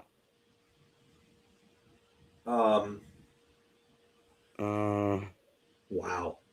There's a guy we're missing. Yeah, there's definitely someone we're missing. There's a guy that we're missing. Tafe played for, I think, I don't know if he played for Tampa or not, but I know he played for the Rangers, and he was he was a St. Louis draft pick. I thought he was a Toronto. He never played in Toronto. He was the Rangers and the Wild he played for. Trying to think if there's any defensemen. What about Paul Mara played for the Rangers in Tampa, but I don't think he played. Never played for Toronto. No. Yeah, he was a Tampa first rounder too.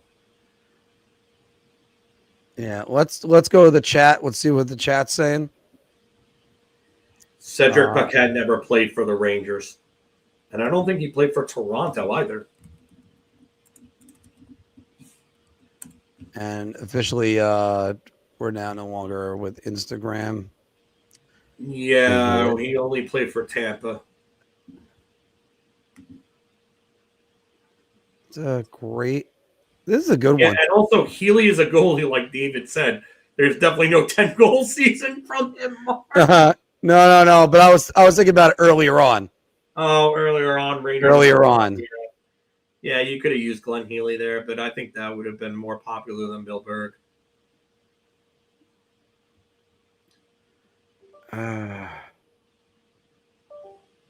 Matt Krall never played for the Rangers. Mike Johnson never played for the Rangers. If you were just talking the Toronto Maple Leafs, yes, but I don't think Mike Johnson ever played for Tampa.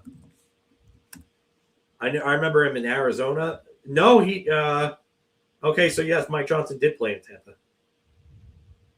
He played in 99-2000 for Tampa and 2000-2001. But it would have been Toronto and Tampa. He never played for the New York Rangers. That we would have known. I got it. Paul Ranger, born in Canada. His name is Ranger, and he played for the Lightning. Oh, God, Mark. It's a stretch. Yeah, he never played for the Rangers, Mark. No, I know he never played, but his name is Ranger, so it should count. Yeah. That would be – the Rangers missed an opportunity to do something amazing and have Ranger play for Rangers. Yeah. And they also – the Devils missed an opportunity to get Miroslav Shatan and have Satan play for the Devils. Yes. Yes. I mean, you could also had him play with the Bobby Granger at one point. So – oh, if Paul Ranger was a Ranger while Bobby Granger was doing those commercials, that would have been just content gold. No, Dominic. It's not forget about it.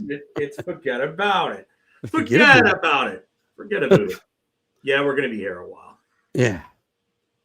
No, all right. I almost went nuts. I almost put down Ty Domi in this, but he never played for anything but the Rangers, Winnipeg, and What the hell just happened? I think my camera went again. Another friggin' update. Are you kidding me with this shit? oh, all right. Well, good thing we're not on camera at the moment. Yeah. Darcy Tucker did play for them, but Darcy Tucker played for both Toronto and Tampa, but not the Rangers. He fits it. Not the Lightning. Oh, I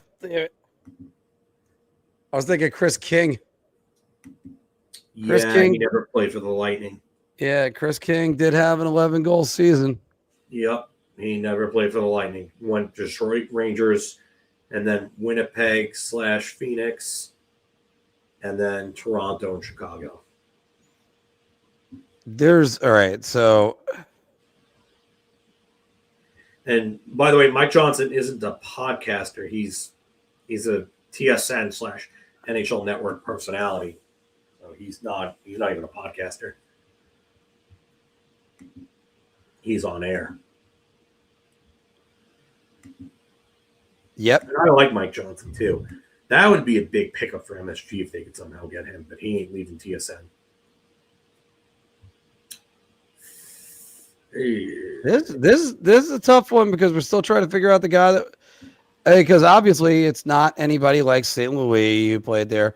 Oh, nope, never mind. No, there's no way. I don't know. Like, I am truly stumped on this.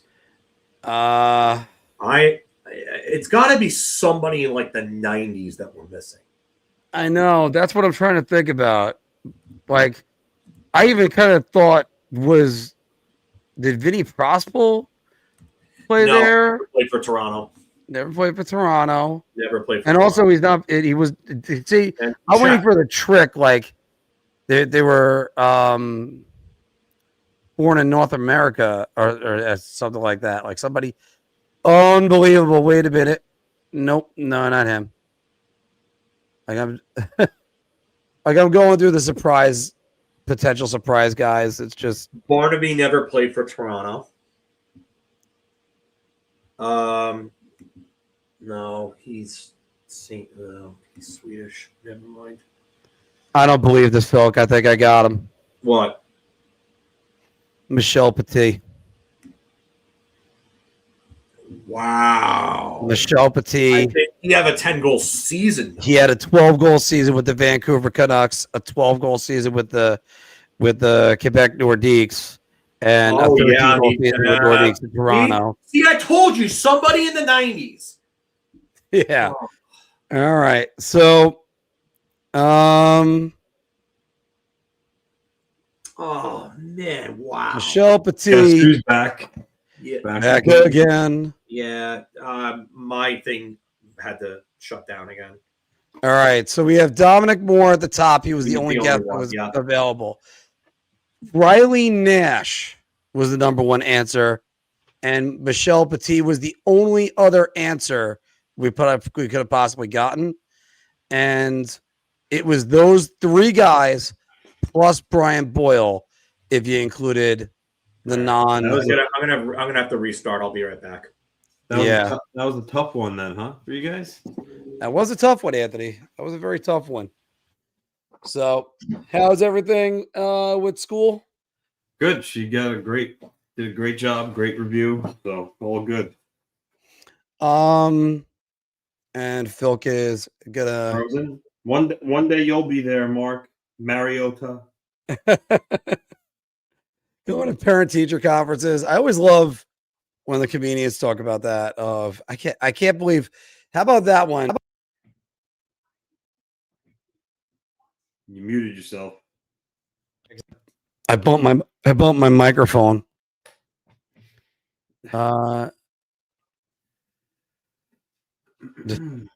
Anyone I see on YouTube is a podcaster. Well, first, thank you, because I would like to actually be listed as that. Do you want to do Obscurities or wait for Phil? Some Obscurities. We'll wait for Philk on that one. Going around, trying to think of like things going around the league on at the moment. I'm surprised you didn't. I'm surprised you didn't include a clip of Richie's between the legs goal on the intro today. No, I could have, but you know what? There was so much Islander stuff to talk about today. Yeah. And by the way, the other thing to mention, Anthony, we were talking about that before. I know I popped in and said ridiculous because I was in disbelief about it. Yeah. But he actually slides his top hand down on the stick so we could get the leverage to hit that. Like the amount of the presence of mind that he has and the quality of a player that he is.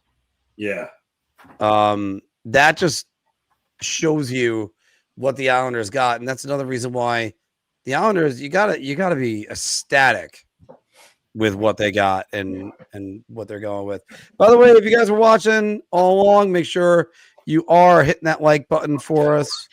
And it helps us out with the algorithm. And also we have 354 of you watching across all platforms at the moment. I actually got to come up with obscurities on the names on it because I just didn't have enough. How about that hit that Vince Dunn hit on Matt Zuccarello? Anybody see that one? Yeah, I wasn't really a fan of it. Yeah. What about the one that Jacob Trouba put on? Oh, who'd he hit? He destroyed somebody. Oh, yeah, I'm drawing a blank on it too. Oh my goodness. I can't believe that one. Anthony, by the way, we were talking about the Jacob Trouba video tribute. Should that be just him? Ryan Leonard. That's who he hit. Yes, he rung his bell. Yeah, he really well. It's a clean hit. That's what the whole thing is. So don't skid around with your head down. No, you can't. No, and it's just that simple. All right, so we're doing 6 names for obscurities. Yeah, you need 3 for me and 3 for Phil. Okay, so keep talking, guys. I'll come up with some in a minute. Well, you know what? I just did it a second ago. So,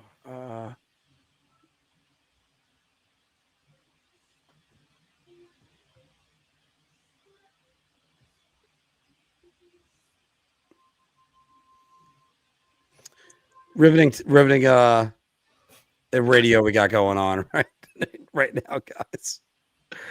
Sorry, I'm just solidifying my ones for you guys. Okay. All right. So I gotta eat that one for you, Anthony.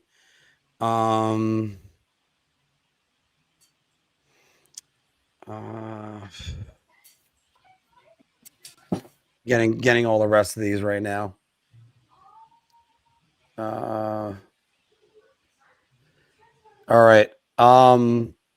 I got my. By the way, what's the latest? What's the latest on that rink that's in that's in Italy? I heard now that they might not go play at all. No, that's just like a worst case scenario. They confirmed it's gonna be done in time. It's just gonna be the dimensions are just a little off, but they said it's it's a little shorter. Not like significant and stuff where it should, affect anything too much. But we'll see though. I mean, Now it's going to be a little bit off of an NHL rink or off on a on an international size. Wait, say that again. Is it going to be off on an NHL rink or off on an international size? Off on a standard what a standard international rink is, I believe. Okay. And because I mean, Johnny Lazarus was talking about this, and it's actually quite amazing when you think about it because he was talking about like some rinks that are even smaller than even like Boston Garden size that they played on. Like, the little rink in Syosset? Yeah. Like, imagine, I'm just imagining the guys playing on that. I mean, I don't even think that's a half size rink.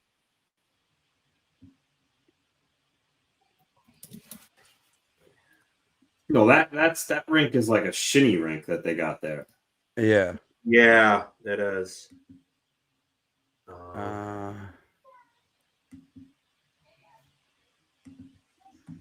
All right, I'm trying to think of 3 right now for each of you guys. Yeah, usually we would have this ready, but Again, prepping the show. We started a little bit early. We're gonna do this, and then we're gonna take a couple questions. Call it a night.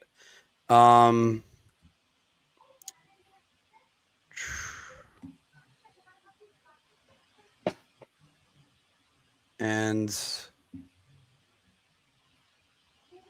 all right, I think I got all my guys. You got all 6? I think I got all 6. All right. Okay. All right. So in that case, Anthony, are you ready? You want to start off? Hold on. I just need to. No problem. I'll make sure we get our graphics ready. All right. For everybody that hasn't followed along with us, this is Obscurities. This is where we name some obscure NHL players, and you name a guy maybe you've heard of, maybe you haven't heard of. But then we're going to go with what team they might have played, what team did they play on. The basic rule is it's a minimum of 4 teams, and you have a minimum of at least 100 NHL games. Yeah, they have how many games? 100 NHL games. It can't be somebody that played like 2 games or something like that. Well, Yeah. They probably wouldn't meet the teams mark either. So they have to play at least 4 teams. I try to do at least 5. So yeah, I've been doing 5. I'm not trying. I haven't been 5, trying to do any 4. Yeah, I've been at least 4 because sometimes I think of guys that are pretty obscure, and then you like forget that they even existed.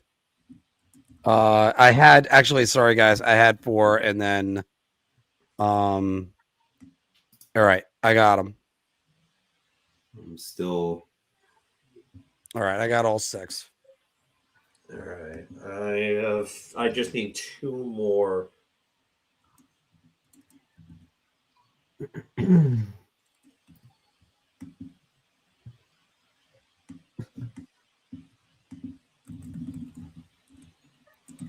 All right. What's a good one then? Yeah. Well, I would say I feel no sympathy for the Caps too, but on the other hand, it's still a young kid, U.S. born player. So you always want to get that. By the way, Buck Talk, I haven't seen you on there, so if you're new, welcome to the show. No, I think they've been in the chat before. All right, that's good. I'm wrong, but I thought they were in the chat. It's funny. I came back and I actually lost like a ton of the chat transcript for some weird reason. I lost it from like between 110 and 322 when I got back in. I don't know why that happened. Yeah, I got Calfoot signing with the Chicago Wolves, but yeah, he's not affiliated with the Canes. I think it's kind of weird when you have like 2 NHL teams sharing a AHL franchise. I think with Dylan, I think Dylan Dubé, he's a PTO right now with PR, but I think he's a guy that might be able to get a contract. I thought I heard something about him with St. Louis, but you'd be able to tell me on that one.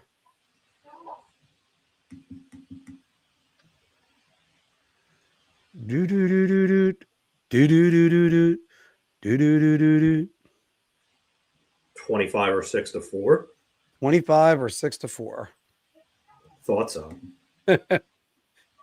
I had a cousin that played in a Chicago tribute band, so that's always a great song to always have stuck inside your head. All right, I think I have.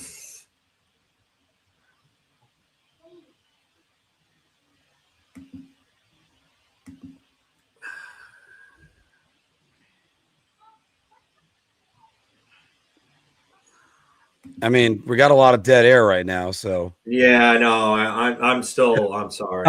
I know my reason why I didn't have my 6 ready because. Yeah, but I had to come back and restart. I know. But... All right, I'm ready. Okay, you ready? Who wants to go? Who we doing first? You? Like, what do we go since you're ready? Huh? All right. I'll go since I'm ready. Do you want me to keep the timer? Yeah. Who's three you taking first? Me or? Oh, I'll take your 3 first, Anthony. Mine? All right. Yeah, I'll give you my 3 I have for you. All right. So who's running the timer right now? I got the timer. Oh, so I'm going first. All right. Yeah, I'll have you go first. Yeah. All right. I'm ready whenever you are. All right. Start the timer when I say the first. Make sure you give the person answering how many teams that they played for, so that this way. Okay, that's a good point, Phil. And the one we're going to start with, this guy played for 5 NHL teams, 5 NHL franchises. Anthony Stanislav Neskash.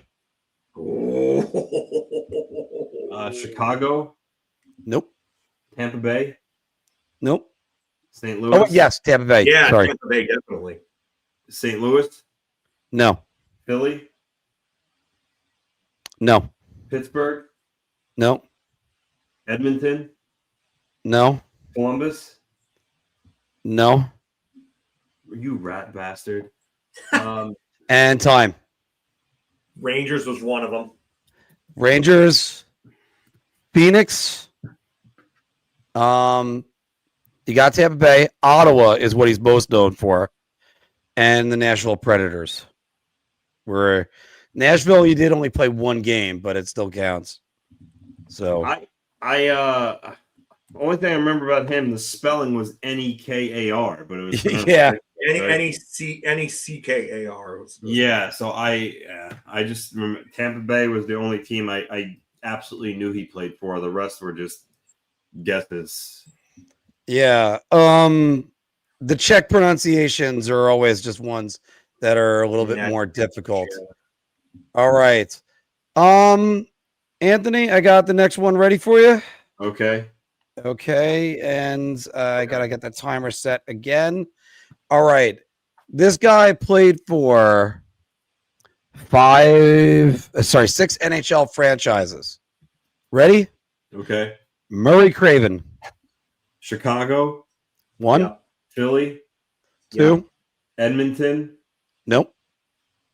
Boston. No. Vancouver. 3. Tampa Bay. Nope. Ottawa.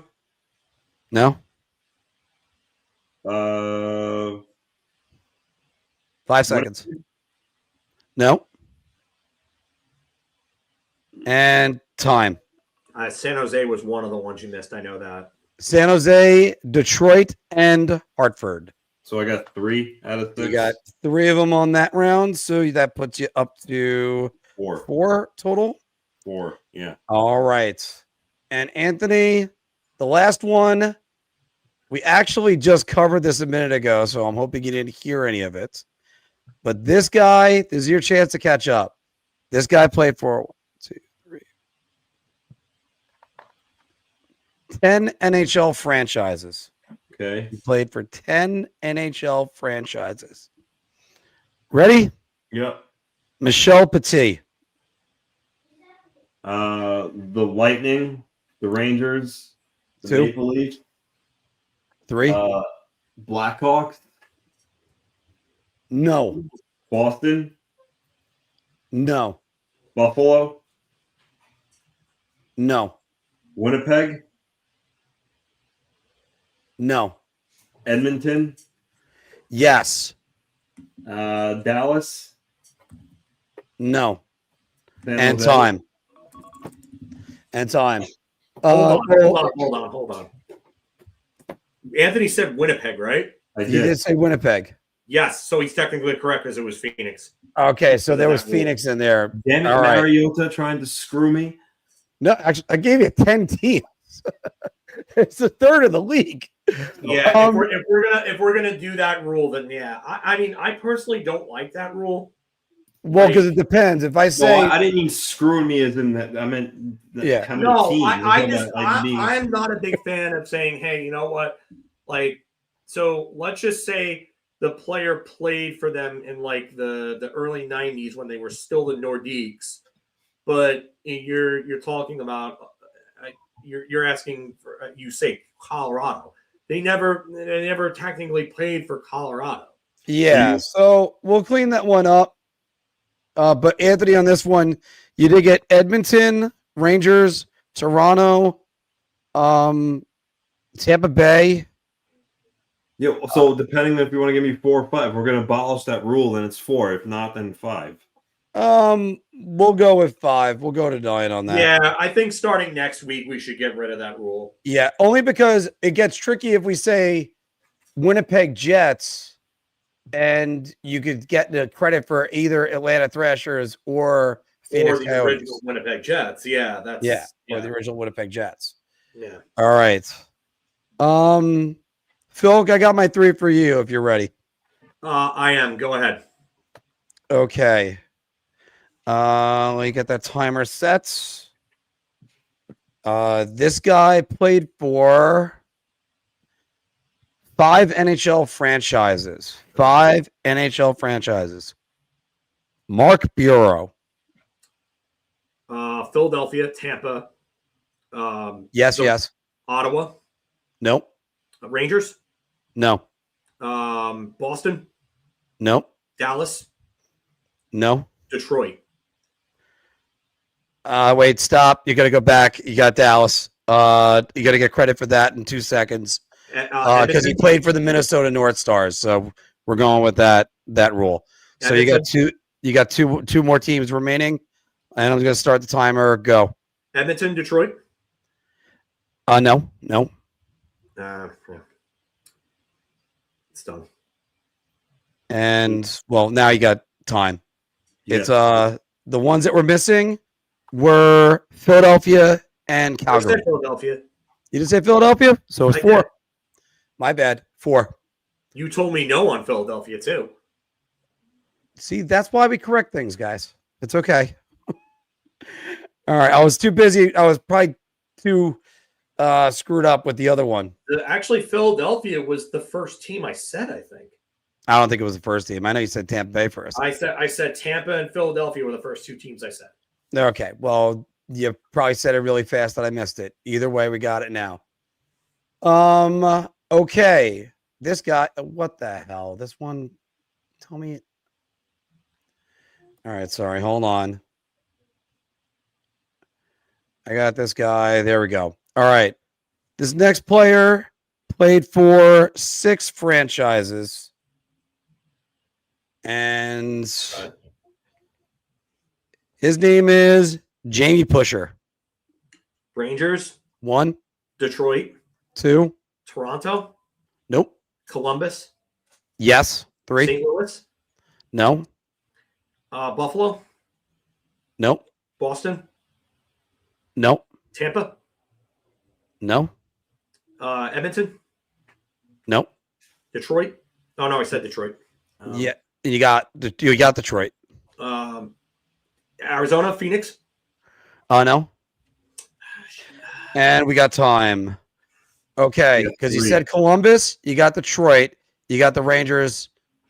And now I'm lost. Did you? I was 3. He got 3. Okay, because he was still missing. Pittsburgh, Mighty Ducks, and Dallas. Shit. Wow. Okay. All right. With the Ducks, I don't remember him with Dallas. All right. I got one more guy. He only played for 4 franchises. Okay. So there was 3 on that one, Anthony? Yeah. So he's got a total of 7 so far. You got a total of 7 so far. Okay. 3 of them. So Phil, technically, I didn't give you as many opportunities as Anthony, but if you sweep this, you move ahead of him. And this player is Dave Karpa. Rangers, Anaheim, Carolina, and Boston? No, yes to those first 3, no to Boston. Tampa. Nope. He said Tampa, didn't he? Detroit. He didn't go to Tampa. No. Yeah. No. Hartford. No. 12 seconds. San Jose. Nope.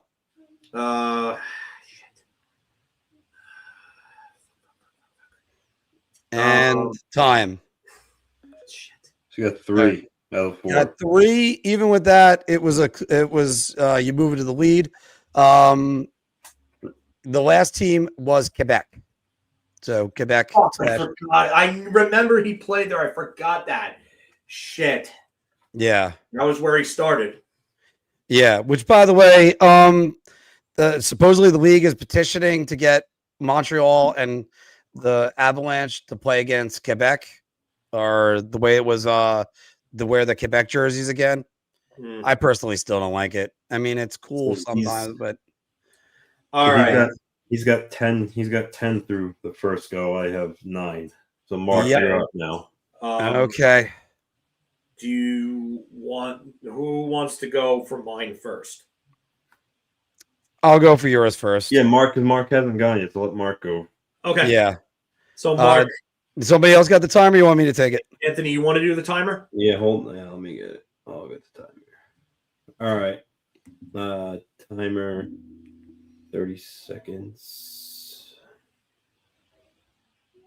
All right, I'm whenever you're ready. Okay, Mark, you ready? Mm-hmm. All right, so we're gonna go when I say the name. Your first player has played for 5 teams. He is Mike Krushelnyski. Oh my goodness. Edmonton. Yes. LA. Yes. Buffalo. No. Damn it.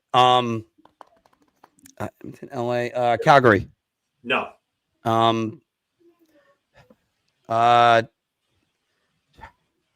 Detroit. Yes. Not the Rangers.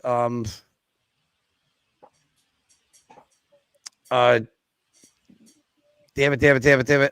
Lightning. Time's up. No. You missed Toronto and Boston. You got 3. Right. You got 3. All right, so I got 3. We'll put that on the scoreboard for right now. All right, Mark. This one has played for 8 teams. And he is Anthony, you ready? Yep. He is Dan Quinn. Winnipeg. No. San Jose. No. No. Tampa Bay. No. Phoenix. No. You said Winnipeg. Yeah. So Winnipeg's out. Buffalo. No. Okay. Boston.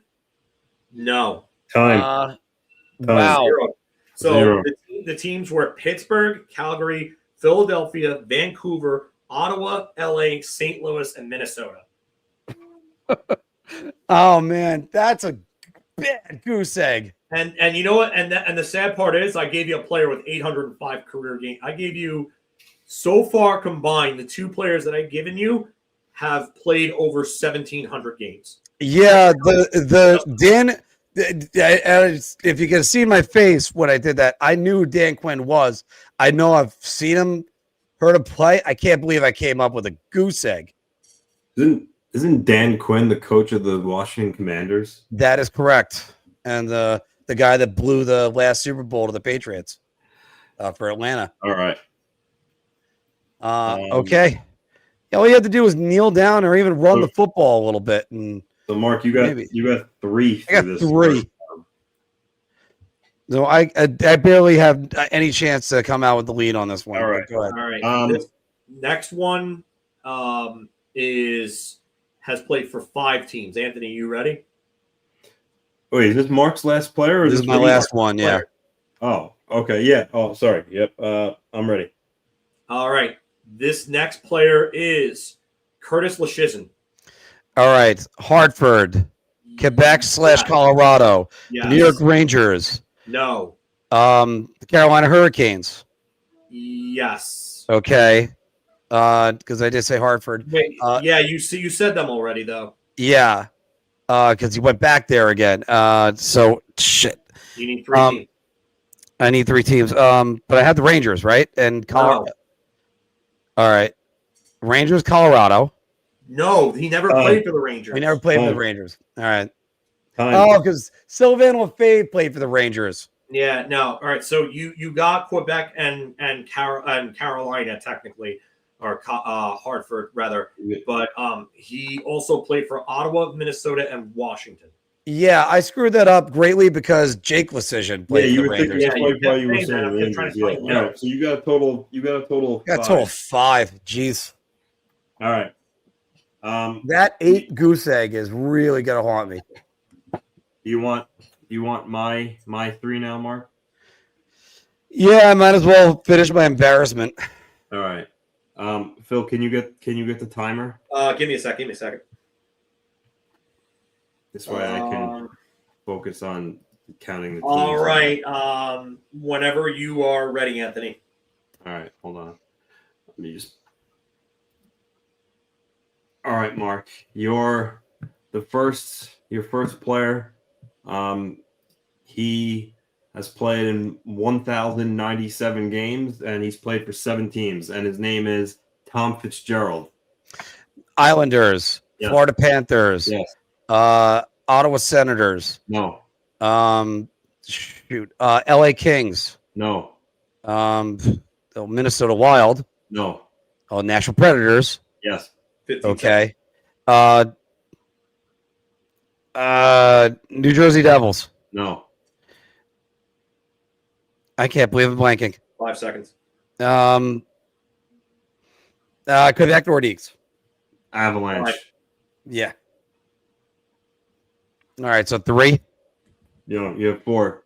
I got 4. All right. You missed the Chicago Blackhawks, the Toronto Maple Leafs, Boston Bruins. All right. Ugh. So you got 4 of the 7. This is a poor showing, and they're all players I've heard of. That, like I said, that Dan Quinn one. Oh man, that Dan Quinn one is going to be an all-time bad one for you. That's an all-time bad one. Over 8, man. And it's that the look on my face says it all. The player that you heard of, but and yeah. All right, Mark. So, okay. Your next player played in 812 games, and he's played for 5 teams. His name is Jason Cullimore. Oh, it's a good one. Okay, Tampa Bay Lightning. Yep. I remember him as Lightning. Detroit Red Wings? No. 15 seconds. No, I know. I'm trying to hurry. Minnesota Wild. No. Nashville Predators. No. No. 5 seconds. I don't think he wasn't a New York Ranger. No. Buffalo Sabre. No. Time.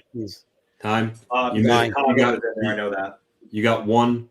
You missed Vancouver, Montreal, Chicago, and Florida. This is one of my worst showings ever. Oh my goodness. Oh man, Mark. Yeah. I went through 4 rounds. I got 10 points. All right, Anthony. All right, one of your last player from me, Mark. Oh, he played in 461 games, and he's played for 6 teams.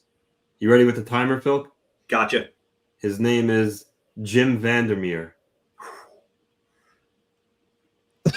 I can think of 2 teams right now for that. Florida Panthers. No. Okay. Hartford Whalers. No. 15 seconds. Boston Bruins. No. Buffalo Sabres. No. I have no idea. 5 seconds, Mark. LA Kings. No. Time. Yeah. That's the first over. Flyers. Yep. Arizona Coyotes, I believe. Yep. Devils? No. What else would he play for? Shit. I'm drawing blank now myself. The Blackhawks, Oh, wow. Flames, Oilers, Sharks. Wow. Okay. Yeah. I mean, if someone gave me this, I honestly I think I only knew Florida and Chicago. The rest would have been guesses. Yeah, that's a good one, Anthony. I mean, look, I'll be honest. Dan Quinn, that's a name I did hear. I still remember that in NHL. However, I can't help but say, wow, I have never even remembered this guy's name. Yeah, I remember. Yeah. I can't think of a single moment of that guy's career. Yeah. Not one. All right, Anthony, you want to take on my three? Yeah, sure. Mark, get the timer. Yeah. I'll have to make up a graphic eventually. All right, go ahead. Okay. So 143 games over 5 teams for this player. Actually, 6 teams, I'm sorry. Anthony, this one is Nolan Baumgartner. Vancouver Canucks. Correct. Chicago Blackhawks. Correct. Those two I knew off the top of my Jets. No. Tampa Bay. No. Wild. No. Flyers. Yes. 9 seconds. Bruins. No. Ottawa. No. Time. You got 3 out of the 6. The other 3 were Washington, Dallas, and Pittsburgh. All right. So that's going to be probably the one with the least. That's the one with the least games played. Okay. Mark, you ready with the timer? I'm ready. This one has played for 5 teams and has played 406 games in his career. Okay. This is Warren Reichel. Flames. No. Oilers. No. Devils. No. Colorado. Yes. Columbus. No. Buffalo. No. Tampa Bay. No. 10 seconds.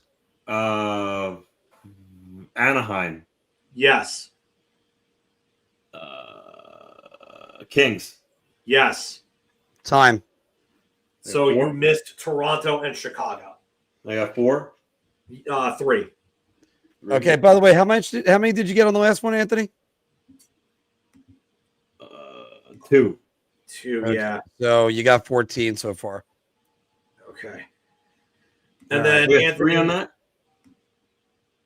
What? Yeah, you said he got 3 on that, right? 3? You said three for Warren Reichel. You got 2 for Baumgartner and 3 for Reichel. What was the missing teams on Warren Reichel? The Warren Reichel ones that he missed were Toronto and Chicago. Okay. Yeah, I remember. What was that? Barry Melrose used to chirp him, but still. All right. And then Anthony, your final player has played in 1,009 games over 5 teams. Mark, you ready with the timer? Ready with it. Anthony, this is Laurie Boschman. The Jets. Yes. The Senators. Yes. The Flames. No. Jets, Senators, Oilers. Yes. The Whalers. No. Buffalo. No. Chicago. 5 seconds. No. Washington. And time. No, you missed Toronto and New Jersey. I got 3. 3. All right, so 3 on that one for Anthony. He's up to 17 points. He didn't have any Oprahs today, like those did. And so all right. Phil needs just 7 to tie me then, because he had 10 in that first round. Okay. All right. All right, Mark, get the timer ready for Phil for my timer is ready as soon as you say the player's name. All right.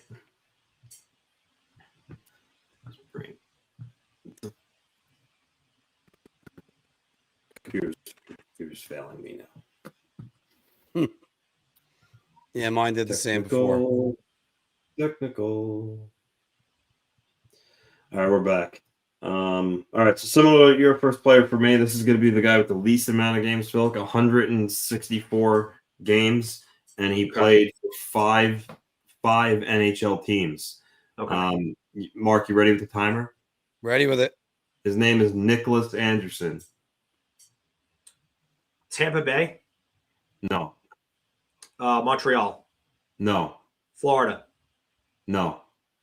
Boston? No. Islanders? Yes. Edmonton Oilers? No. San Jose? Yes. 10 seconds. Detroit? No. St. Louis? No. Toronto? No. And time. So you missed Quebec, Nashville, and Calgary. Wow. All right. How many points is that for Filk? 2. 2. 2 points. All right. That's 2 to starts. All right. Ready on the next one. All right. Hold on. All right. Now, this next guy played in 465 NHL games, and he played for 7 teams. His name is František Kučera. Washington, Chicago, Pittsburgh. Chicago, yes. No, yes, Washington too. Sorry. He was in the Yager trade. I know that. Yep. Tampa Bay. No. Vancouver. Yes. Hartford. Yes. Arizona. No. Edmonton. 10 seconds. No. Toronto. No. Vancouver. No, I said Vancouver already. You said Vancouver. And time. Ottawa Senators. What? Shit. Ottawa Senators. No, he didn't play. He missed. He missed the Penguins, the Blue Jackets. No, I said the Penguins. You said he did say the Penguins. Yeah, I did say the Penguins. All right, so you missed the Blue Jackets. That's why I said he was in the Yager trade. Yeah. Did you say Philly? No, I didn't say Philly. Oh, sorry. Oh, so then you got 5 then. You missed Columbus and Philly. All right, so I tied it. Okay. All right. So Phil, right now you're tied. He missed Ottawa though, right? Yes, he didn't play for Ottawa. Where are you seeing that? František Kučera, was that it? Was he Ottawa? No, I don't think so. Oh, I think I got it with František Musil. So Frankie Musil, yeah, that's he was Ottawa. So what's Phil's total score? You guys are tied at 17 at the moment. He's gonna win because I know he's at least. I think he's gonna at least get 3 of these teams. All right, so your next guy played in 902 games. Okay. He played for 5 teams. By the way, Joe Graves is right. Johnny Vandermeer is the guy that threw 2 consecutive no-hitters, and he's the guy that record will never be broken because you have to throw 3 no-hitters. That's a fucking crazy stat. Yeah. All right. Anthony, I got the timer. We're ready to go when you are. Yeah, so again, 902 games, 5 teams. This player is Joe Ricci. Islanders, Tampa, Washington, Chicago? Yep. So that's 4. How many teams? 5, one more. Quebec? No. Arizona? No. Buffalo? Yeah. You got it. All right. Ding, ding, ding. Ding, ding, ding. All right. So Phil got all 5. That might be the first. Is that the first clean sweep we've ever had? Probably. So, I put it under Anthony. So it's. Oh man, I heard that name. I knew 3 teams like right off the bat. Well, yeah, I knew 3 too. I'm like, all right, too bad. I got Dan Quinn on that one. All right, let's. How did you not get a single one for Dan Quinn? I don't know, but there's the balloons for you, Phil. Mark, what is this part? Around the horn where we do FaceTime after the winner? Oh, just take a little victory lap for yourself. It's all right. Oh no, I just the Ricci one right away. I was just like, all right, I've got this. I knew that as soon as I heard the name, I was like, all right, this tie over. But I still can't believe you got nothing on Dan Quinn. It's even worse because you saw the look on my face. I knew who he was. I just couldn't remember any team he played on. That's crazy. So right off the top of my head for Dan Quinn, I remembered Pittsburgh and Philadelphia because he's one of the few that's done both. And I remembered LA and Vancouver. I didn't remember him in Ottawa, even though he had good numbers in Ottawa. He had 31 points on only 41 games for them. But like, I remembered Pittsburgh and Philly, and I didn't remember Calgary, even though he started there. He was a first-round pick of Calgary in '83 too. But just to say that, Dave, 4th of the league, and yet I couldn't even get one even by accident. Like, this is the reason why you play this game, because there are guys so obscure you're never going to know who they are, and this is why it's good we got down. Yeah, we had to put like 100 games played minimum on them because I could throw out like I was completely unfair to Anthony. The first one I gave him was like Gregory's Pantaleevs, and then I realized after I was like that was just fucking wrong. I was wrong. Anthony was pissed at that one. I thought Patrick Marleau was not Patrick Marleau. Was it Patrick Bateau? Which guy was it that I gave you? No, Patrick LeBeau. I'm like, Patrick LeBeau. I thought he was a pretty good one because I heard of him. I'm like, hey, he's a Florida Panther. Is this the? And then I remember no, he wasn't. LeBeau. Yeah, like that. I remember him. But Patrick LeBeau played for 15 fucking games, and that was. I think I thought he played for much more than that. Maybe it's all those years playing. Maybe all those years playing NHL. 54 games, but I figured Anthony would get it because he was an Islander. But that's why I did it. All right. But that was so we got the end of Obscurities right there. So, hey Mark, how are you with like draft years? Like if I said like who's picked first overall in 2006, would you know it? Eric Johnson. Yeah, I'm pretty good. I'm pretty good at that too. Yeah, we could do that too. Or name their draft year. Or the other thing we were talking about is potentially who are they traded for? And that's a good one. Yeah, like completely.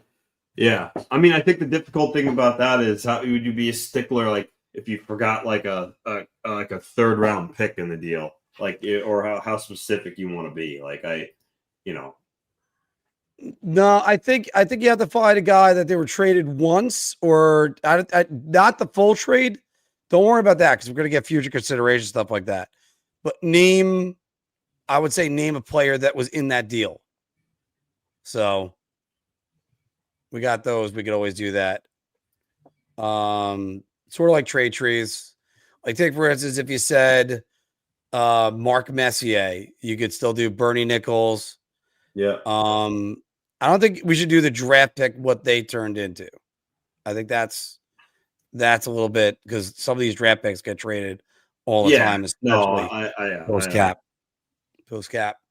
We'll see if anybody's got any questions. Just some notes. I know mentioned that the Blues minor league affiliate signed Dylan Dubé to a PTO, but also while we were streaming before, the Blues also announced they signed Robbie Fabry to a two-way. I said that. Yeah, okay, to a two-way contract. Yeah. I'm sure that once he gets back up to speed in the AHL, they'll probably give him a shot on their actual team. Yeah, it's he's one of those guys. He's one of like the rare like combine stars, right? Like he was big at the combine, but yet never really materialized on the NHL in their career. I don't know about that. I just know he had some pretty good years. Yeah. Did he really? Robbie Fabry? Yeah. Yeah. Oh, I want to check on that because I'm not sure if he ever got to 30 goals. No, I don't think he got 30 goals, but he had some years. Okay. Yeah, he never got over 18 goals in his career, and never scored over.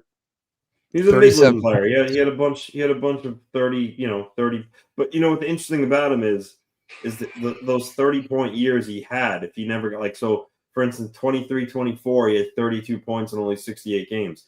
In 21-22, he had 30 points, but it came in 56 games.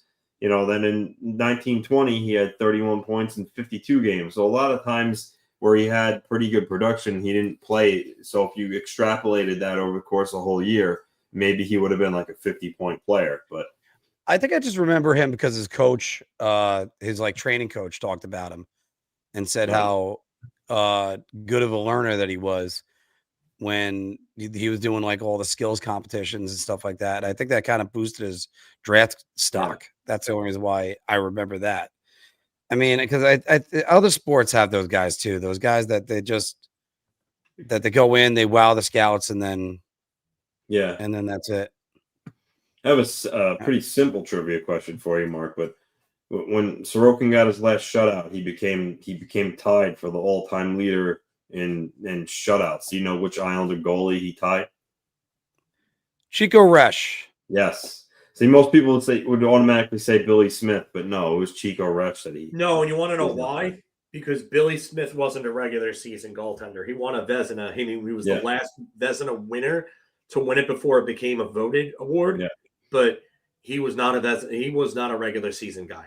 He was a guy that could just coast through the regular season, play good enough to win them games like Jack Morris in the regular season. Mm-hmm. But when the playoffs came, there was another gear that he hit. Yeah, Chico Resch is pretty good for the Islanders, actually, if you look at it. I still don't know if I'd put him top 10. Somebody made up an Islanders list of their top 10 players of all time, and I'm just no. Chico Resch? Wait, Chico Resch? Goalies or players? Players. Everybody. That's lunacy. Chico Resch in top 10 for players? No. All right, let's have a little discussion right now since we're on it. So, if we're looking at the top 10 Islanders of all time, you're obviously going to go with your dynasty guys and your core dynasty guys. So you're going Trottier, Potvin, Bussi, Billy Smith. Mm-hmm. You want to throw Clark Gillies in there? Yeah. Yeah. Okay. Yeah. So you're going to do that. So those are your 5 guys, your 5 big core guys, those dynasty days. And then after that, I know people are going to talk about Goring and everything like that, and how he was the last piece. And I know that people will throw him in that top 10. I don't know if I agree with that. But John Tavares definitely. Pierre Turgeon. Did Turgeon have enough time to make him one of the top 10 Islanders? I mean, short but very meaningful. So I would say yes. Okay. Yeah. Who had a more meaningful career as an Islander, Turgeon or LaFontaine? Yeah, that's close. It's very close. Yeah, LaFontaine had some. I would say LaFontaine's in there just because he was a part of that transitional period that kept him alive in the 80s, and then he was there in the 90s. The Easter Marathon, he scored the winner on that against Washington. I'll answer this question right now. No. And no. Why are we running that experiment back again? So I have Quant Hockey up now. If you go just by points, their top, it goes Trottier, Bussi, Potvin, Gillies, Tavares, Brent Sutter, Josh Bailey, Brock Nelson, LaFontaine, and Tonelli. But that's obviously not that's just points. I wouldn't say that's the top 10 overall.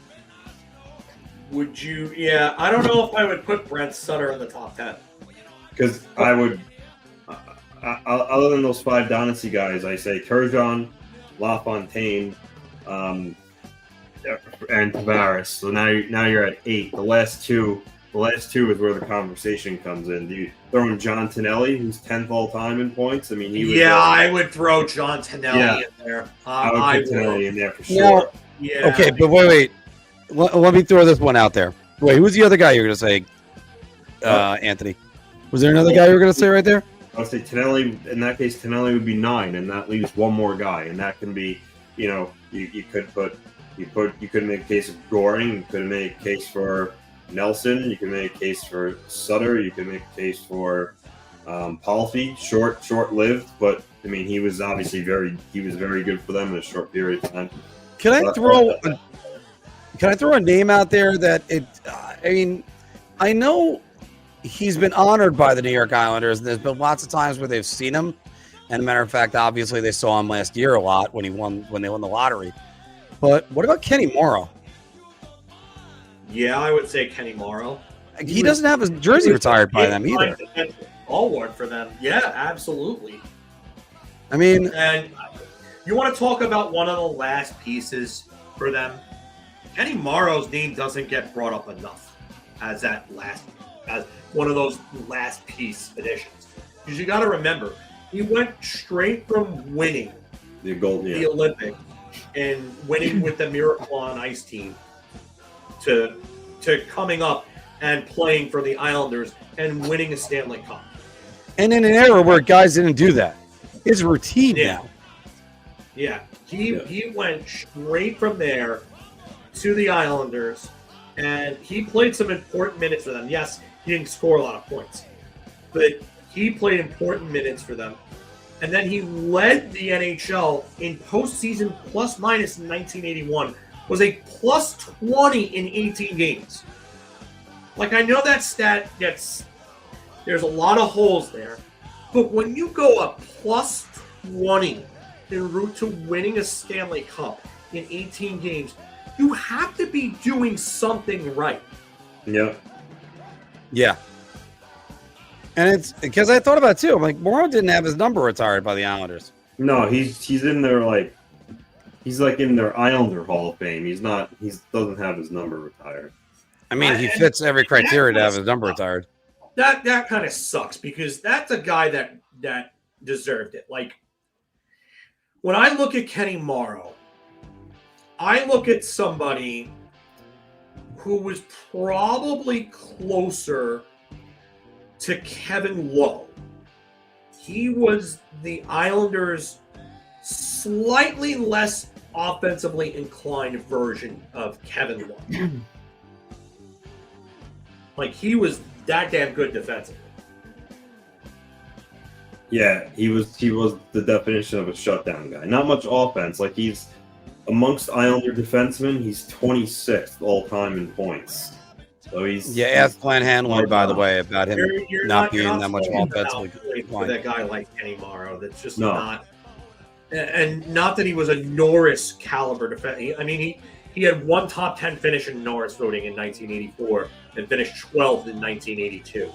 But if he had a good season, chances are it's because Dennis Potvin had a good season, and also vice versa too. Dennis Potvin. Well, yeah, I was about to say how much of an all right. Those guys both benefited each other. But could Potvin have played the offensive game that he played without a reliable defensive partner in Morrow? That's a great question, Phil. Ask that same question to Kel McCarr. Devon Taves, yeah. I mean, ask that question to Brian Leach. Yeah, he had Jeff Bukabo. Yeah, you could go through the great offensive defensemen, even the ones that played good defense, like people want to say Leach didn't play great defense. I have no idea what the hell you were looking at. Yeah. Anyway, but I mean, Ray Bork had Don Sweeney. Kevin Lowe was with Paul Coffey. The list is endless. You don't have a good offensive defenseman without a good defensive defenseman, usually paired with him. I mean, it's rare when you get two guys that are both good at defense, like Pollock and Pellick, when they're together. So, okay. Guys, thank you very much for joining us this week. It's always great to do this show. Another marathon, 3 hours, 43 minutes. Make sure you leave us a like, and also keep promoting us on every other platform right now, because after all, we'd love to get in the algorithm. You know what, Anthony? You have the last word today because you're never on for the end. Light schedule today in the NHL. I think there's only maybe a handful of games, maybe 4 or so. 4 or 5 tops. But yeah, the Rangers and Blackhawks, right? At 7:30. So that should be a good matchup. Game. Rangers can. All right. Well, that sounds good. All right, guys. Thank you very much, everybody. Take it. Oh, what? He is right. It's a 7:30 game. Sorry. Yeah, I was going to say Rangers can move up to. They can move up into a wild card spot with and hop over Pittsburgh and Philly and New Jersey with a win. Yeah, but the game's in hand. Yeah. Yeah. I mean, everybody forgets about that. The game's in hand. It doesn't exactly seem too much like success as it comes. So, all right. Everybody, thank you very much. We will see